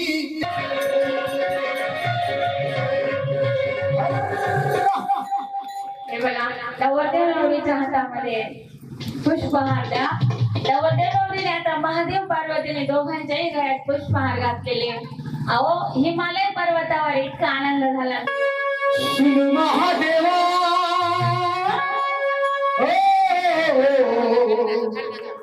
भक्त करे सेवा सुन महादेवा हर हर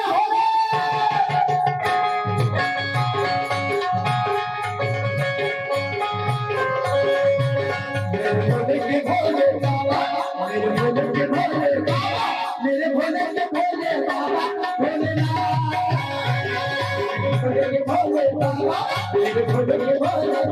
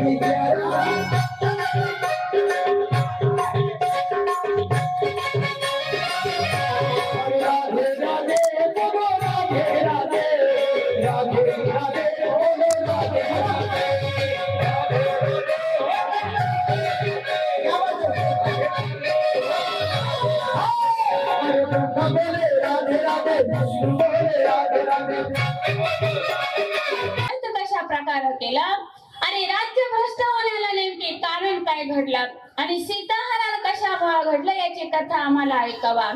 व्यास सांगू लागले, राम अवताराची कथा सांगू लागले. यात रावणाचं चरित्र आहे. येतं रामाच्या प्रभू रामांच्या चरित्रामध्ये सुद्धा रावणाचं चरित्र आहे. येतं विश्रवा ऋषींनी आहे ना की कशी नावाची पत्नी होती. त्यांना 3 मुलं झाले, रावण, कुंभकर्ण आणि विभीषण. की कशी ही राक्षस कन्या आणि विश्रवा जे आहे ते विश्रवा हे ब्राह्मण होते. पण भगवतीची आराधना केली आणि 3 पुत्र त्यांना त्यांना झाले आणि तीनही पुत्र हे शेवटी उपासक होते. रावणानं सुद्धा भगवतीची आराधना केली होती आणि बेंबीजवळ असणार जे रावणाच्या बेंबीजवळ असणार मणिपूर चक्र आहे ना ते जागृत झालं होतं भगवतीची आराधना केल्यामुळं.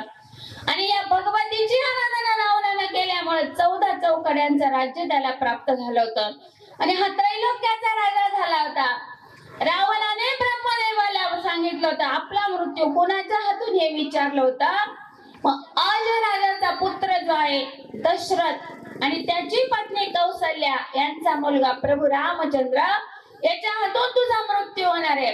मग कळालं जेव्हा रावणानं काय केलं ते दशरथ राजाचं आणि या लग्नच होऊ द्यायचं नाही. कौशल्याचं दोघांचं जर लग्न झालं तर यांच्यापासून पुत्र होईल. मग 2 पेट्यांमध्ये दोघांनाही ठेवलं आणि समुद्राच्या कडेला टाकून द्यायला लावलं. पण योगायोग कसा असतो बघा.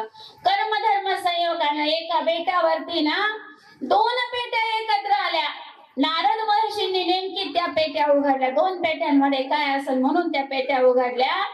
त्या पेट्यांमध्ये 2 जण होते. त्यांचा विवाह करून दिला आणि ब्रह्मदेवाने तिकडं कारागृहात टाळी वाजवली. इकडं दशरथ राजाचा कौशल्याचा विवाह झाला ना तिकडं ब्रह्मदेवाने टाळी वाजवली. रावण विचारू लागला का टाळ्या वाजवताय तुम्ही नेमके. अरे कौशल्य आणि दशरथाचा विवाह झाला म्हणून आम्ही टाळ्या वाजवतोय. मग आलं का विघ्न. रावण म्हटलं जे मला करायचं नव्हतं तेच नेमके झालं आणि नेमकीच आता विवाह झाला पण पोटी संतान नाही. यांच्या खूप दिवस झालं सर्व घरामध्ये आहे पण पोटी संतान नाही म्हणून हे दशरथ राजा आहे ना दुःखी राहू लागले. आणि त्यातच एक दिवस आहे ना दशरथ राजा नेमके जंगलामध्ये शिकारीसाठी गेले. पण शिकार दशरथ राजाला त्या दिवशी भेटली नाही. एका झाडावरती गेले आणि त्याच वेळेस दशरथ राजाला वाटलं इथं तरी एखादा जंगली जनावर पाणी पिण्यासाठी येईल म्हणून दशरथ राजा त्या झाडावरती गेले आणि बाण पकडला हातात. बाण मारला. पण त्याच वेळेस आहे ना श्रावण बाळ आपल्या आई वडिलांना पवित्र अशा काशीच्या तीर्थयात्रेला घेऊन चालला होता.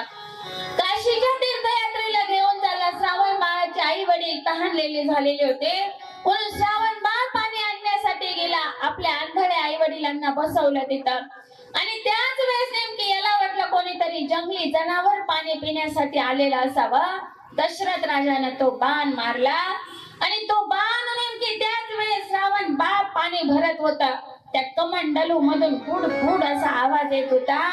तो बाण नेमकी श्रावण बाळाला लागला आणि त्याच वेळेस श्रावण बाळ विव्हाळला. आई ग आई ग आई ग. श्रावण बाळ विव्हाळला. अरे माझ्या हातून एखाद्या मानवाचीच हत्या झाली नाही म्हणून दशरथ राजा बघण्यासाठी आला तर समोर श्रावण बाळ दिसला. श्रावण बाळ म्हणतोय दशरथ राजाला राजा अरे मी माझ्या आंधळ्या आई वडिलांना काशीच्या पवित्र तीर्थयात्रेला घेऊन चाललो पण माझे आई वडील तहानेने व्याकुळ झालेले आहेत. एकच का राजा माझ्या तहानलेल्या आई वडिलांना पाणी नेऊन देतो बाबा पण पाणी माझे आई वडील जोपर्यंत पाणी पित नाही ना तोपर्यंत माझ्या आई वडिलांशी शब्द सुद्धा बोलू नको. श्रावण बाळ बघा असं बाळ जन्माला यावं माता माऊलींनो अखेरचा श्वास घेते हो बाळ तिथे तरी आपल्या म्हाताऱ्या आई वडिलांची काळजी करते. हा श्रावण बाळ रक्ताच्या धारोळ्यामध्ये पडलेला आहे तरी दशरथ राजाला सांगतोय राजा राजा माझ्या आई वडिलांना पाणी पिपर्यंत काही बोलू नको. दशरथ राजा तिथं आले. श्रावण बाळाचे आई वडील म्हटले बाळा का पाणी आणण्यासाठी इतका उशीर केला रे बाळा. आमच्यावरती राग भरला का बाळा. आमच्यामुळे तुला जास्त त्रास होतोय का रे बाळा. बाळा का बोलत नाही बाळा सांग ना बाळा का बोलत नाही रे. बोलावं तर आता हे आई वडील पाणी पिणार नाही असंच आपला देह ठेवते. आई वडील पाणी पिते ना तेव्हा दशरथ राजाला सांगावं लागलं माफ करा पण तुमचं बाळ तर राहिले नाही हो. नाही राहिले या जगामध्ये तुमचं बाळ. आमचं बाळ राहिले नाही. कुठे गेलं आमचं श्रावण बाळ. माझ्या हातून बाण लागला हो इतकं माऊली वातावरण तिथं श्रावण बाळाची आणि शोक करायला लागले. राजा राजा बघ, तुला शाप देतो आम्ही. जसं आम्ही पुत्र वियोगाने मरतोय ना, तसं राजा तुला सुद्धा पुत्र वियोगाने मरावं लागले. राजा राजाला शाप भेटला दशरथ राजाला, पण एका अर्थाने वरदान सुद्धा भेटलं ते. कारण तोपर्यंत दशरथ राजाच्या पोटी मूलबाळ नव्हतं, संतानच नव्हतं दशरथ राजाच्या पोटी. अहो तीनही चिता या दशरथ राजानं तीनही चिता तिथं पेटवल्या. श्रावण बाळ, त्याचे म्हातारी आई वडील. पण राजा आता घरी आला आणि घरी आल्यावरती आपल्या ऋषींना, गुरुवार्यांना, वसिष्ठ ऋषींना सांगितलं, माझ्याकडून अशी चूक घडली, काय करावं लागेल याच्यासाठी. वसिष्ठ ऋषींनी सांगितलं, राजा आता आपल्याला पुत्र कामेष्ठी यज्ञ करावा लागेल. राजा पुत्र कामेष्ठी यज्ञ राजाने केला आणि पुत्र कामेष्ठी यज्ञ केला. दशरथ राजाच्या तीनही राण्या सर्वजण आनंदात आहेत. पुत्र कामेष्ठी यज्ञ केल्याबरोबर यज्ञ देवता प्रसन्न झाली आणि यज्ञ देवतेनं त्याच्यामधून प्रसन्न होऊन हवीर भाग यज्ञ देवतेतून बाहेर आला. दशरथ राजाने घेतला, आपल्या तीनही राण्यांना ते वाटून दिला. तीनही राण्यांना वाटून दिला. पण नेमकी त्यावेळेस सुद्धा कैकेयी रुसली आणि कैकेयीच्या हातावरचा पिंड जो आहे ना, जो भाग होता यज्ञातून निघालेला, तो नेमकी त्याच वेळेस घारीने उचलला. अंजनी माता आहे ना, तप करत होती, त्या अंजनी माताच्या हातावरती तो यज्ञातला भाग टाकला. मग कौशल्याला आणि सुमित्रा मातेनं अर्धा भाग कैकेयीला दिला. राजाच्या तीनही राण्या गरोदर राहिल्या. 9 महिने 9 दिवसांनी ना, हे दशरथ राजाच्या घरी राम, लक्ष्मण, भरत आणि शत्रुघ्न ही 4ही लेकरं जन्माला आले. सगळं वातावरण अगदी आनंदाचे. वेळ कमी आहे ना आपल्याकडे, खूप आनंदात वातावरण आहे अयोध्येमध्ये. इतकं वातावरण आनंदी झालेलं आहे. आणि हळूहळू हे मुलं लहानाचे मोठे होऊ लागले. त्याचबरोबर विश्वामित्र ऋषी आहे ना, प्रभू रामचंद्रांना आणि लक्ष्मण भैयाला घेण्यासाठी आले की या विश्वामित्र ऋषींनी यज्ञ समारंभ केला की राक्षस यायचे, दैत्य यायचे आणि त्रास द्यायचे. मग त्या दैत्यांचं म्हणजे विश्वामित्र ऋषींच्या यज्ञाचं संरक्षण करण्यासाठी राजाकडे 2 लेकरांना मागण्यासाठी आले. राजा म्हटला, हे सोडून दुसरं काही मागा, मी माझ्या मुलांना देणार नाही. राजा, अरे ह्या अयोध्या नगरीमध्ये आणि तुमच्या घराण्याचे रीत काय आहे रे? वचन जाईल, पण बघा दिलेला शब्द कधी जाणार नाही. राजा, रघुकुल रीत सदा चली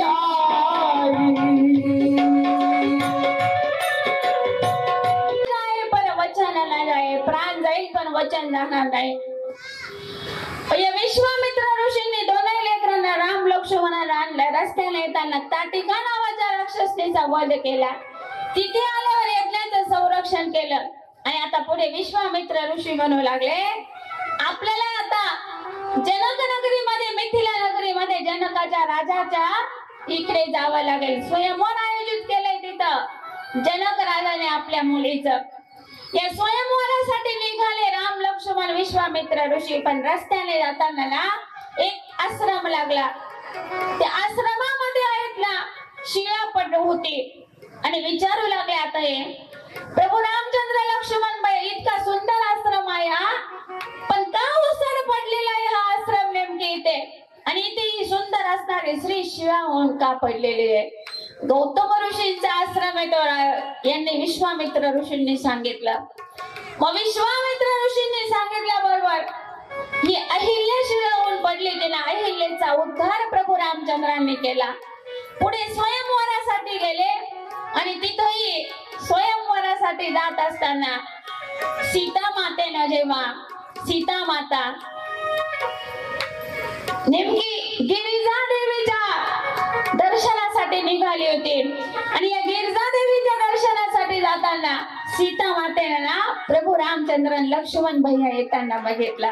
त्याच वेळेस गिरिजा मातेला सांगितलं हेच मला पती रूपाने मिळावे म्हणून सीता मातेने सुद्धा उपासना कोणाची केलेली विवाहाच्या आधी या शक्तीची या भगवतीची उपासना केलेली आहे.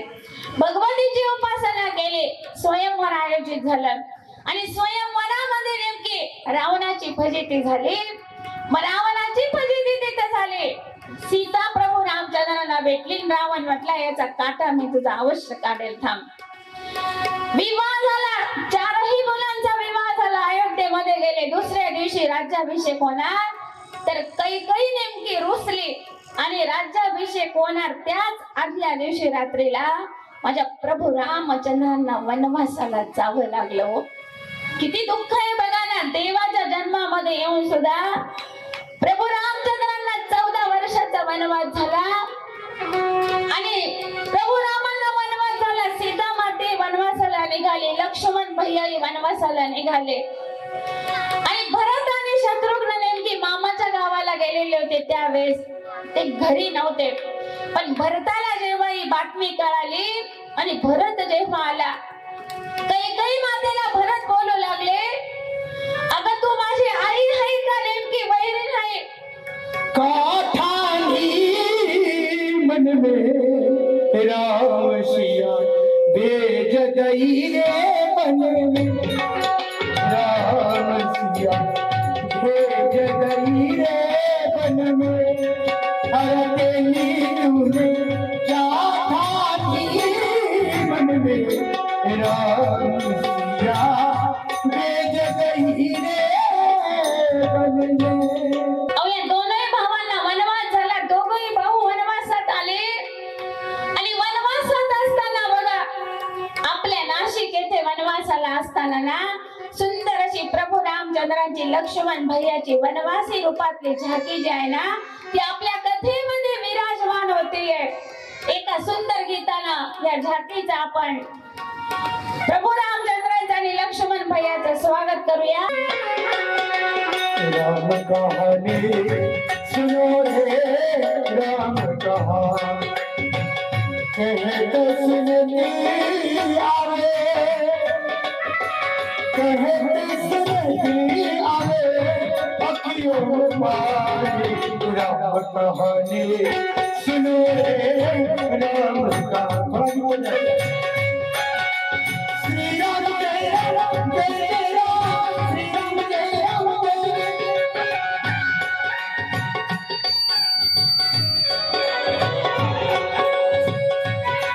दशरथ के राज किनारे कौशल्या के आंख के तारे.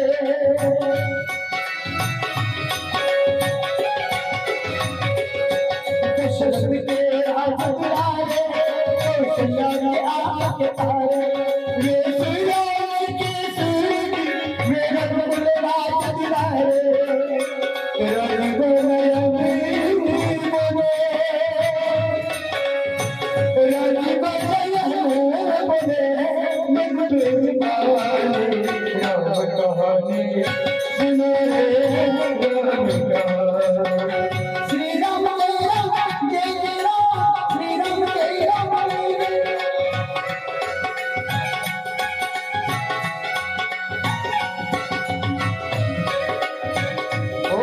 श्री राम मोहे बताए मैं राम बन आए. सीता माँ की सेवा में मेरे को संदेश लाए और संग लाए और संग लाए मुझ घर सारे.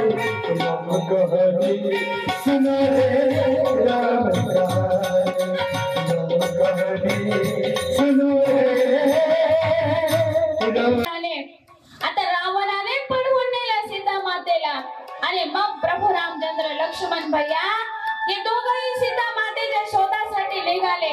रस्त्याने आता शबरी भेटले. पुढे जाऊन अनेक वानरांची भेट झाली. हनुमंतराय भेटले आणि आता सगळे वानर सेना घेऊन रामेश्वरला आले.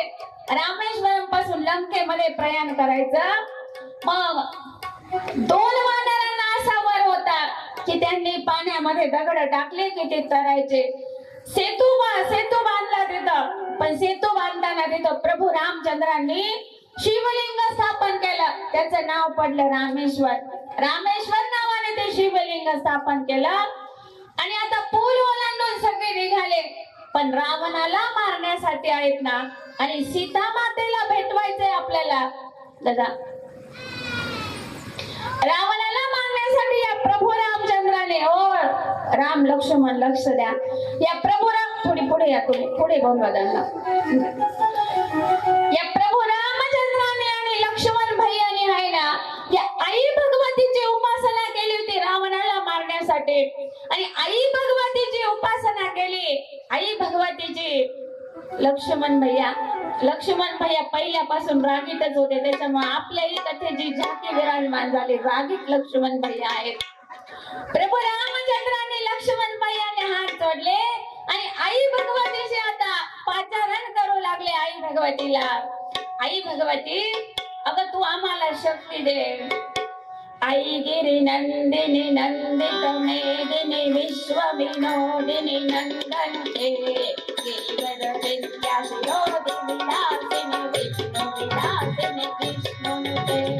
भगवती देशिते कंठ कुटुंबिनी भोरे कुटुंबिनी भोरे कृते जय जय हे महिषासुर मर्दिनी रम्यक भरदिनी शैलसुते रम्यक भरदिनी शैलसुते रम्यक भरदिनी शैलसुते. प्रभू रामचंद्राने लक्ष्मण भैयाने आई भगवतीची उपासना केली. आई भगवतीला साष्टांग दंडवत प्रभू रामचंद्राने लक्ष्मण भैयाने घातला आणि आईला सांगितलं, आई सीता मातेचा शोध घ्यायचाय का, आणि रावणाला मारायचंय. आई लंकेमध्ये आम्ही आलोय, लंकेमध्ये जातोय. या आई भगवतीने ना प्रभू रामचंद्रांना लक्ष्मण भैयांना शक्ती प्रदान केले. माऊले शक्ती प्रदान केले. आणि मग जेव्हा प्रभू रामचंद्रांचं आणि रावणाचं जेव्हा युद्ध झालं ना, ही आई भगवती स्वतः प्रभू रामचंद्रांबरोबर शक्ती रूपाने राहिली. आणि प्रभू रामचंद्रांनी त्याच वेळेस रावणाला मारलं आणि सीता मातेला भेटवलं. कशामुळं? या आई भगवतीची उपासना केल्यामुळं. आणि प्रभू रामचंद्राने सुद्धा आई भगवतीचे नवरात्रीचे उपवास केलेले आहेत. आपण मग प्रभू रामचंद्र जर आई भगवतीचे उपवास करतात, मग आपण महिला मंडळ का करायला नको? शक्ती ही आई भगवती आहे ना, आपल्याला शक्ती प्रदान करत असते. आजची कथा इथंच म्हणजे संपते. बोलताना काही चुकलं असेल ना, माझ्या वाणीचे दोष समजा, पण जे घेण्यासारखं योग्य वाटलं असेल ते अवश्य आचरणात आणण्याचा प्रयत्न करा. सुंदर असा आपण शिव पार्वती विवाह संपन्न केला. त्याच्या आधी आई भगवतीने छत्रपती शिवरायांना सुद्धा कशी शक्ती दिली ना, जगदंब नावाची तलवार देऊन आई भगवतीने छत्रपती शिवरायांना सुद्धा शक्ती दिली. हे आपण बघितलं. 3.5 शक्तीपीठाची कथा बघितली. आणि प्रभू रामचंद्राने लक्ष्मण भैयाने सुद्धा आई भगवतीची उपासना केलेली आहे. आणि उद्या आपल्या कथेमध्ये कृष्ण पूर्ण म्हणजे माझ्या कृष्णाचं चरित्र उद्या कथेमध्ये येते. त्याच्यामुळे उद्या येताना येलो कलरची साडी घालून यायची. उद्या कृष्ण भगवंत जन्माला येणारे. देवी भागवतच इतकं गोड आहे ना. शिवपुराण येतं, त्याच्यात प्रभू रामांचं म्हणजे रामायण येतं, महाभारताचाही उल्लेख त्याच्यात आहे. आणि कृष्ण चरित्र सुद्धा देवी भागवतामध्ये आहे. म्हणून तुम्ही नाशिककर आहे ना, खूप म्हणजे तुमच्या पुण्याचा उदय, भाग्याचा उदय झाला माऊली. आणि त्या आई भगवतीने सुद्धा कृपा केली. आणि सुंदर असं देवी भागवत आई भगवतीने आपल्याकडून आहे ना, देवी भागवत कथा संपन्न करून घेतली.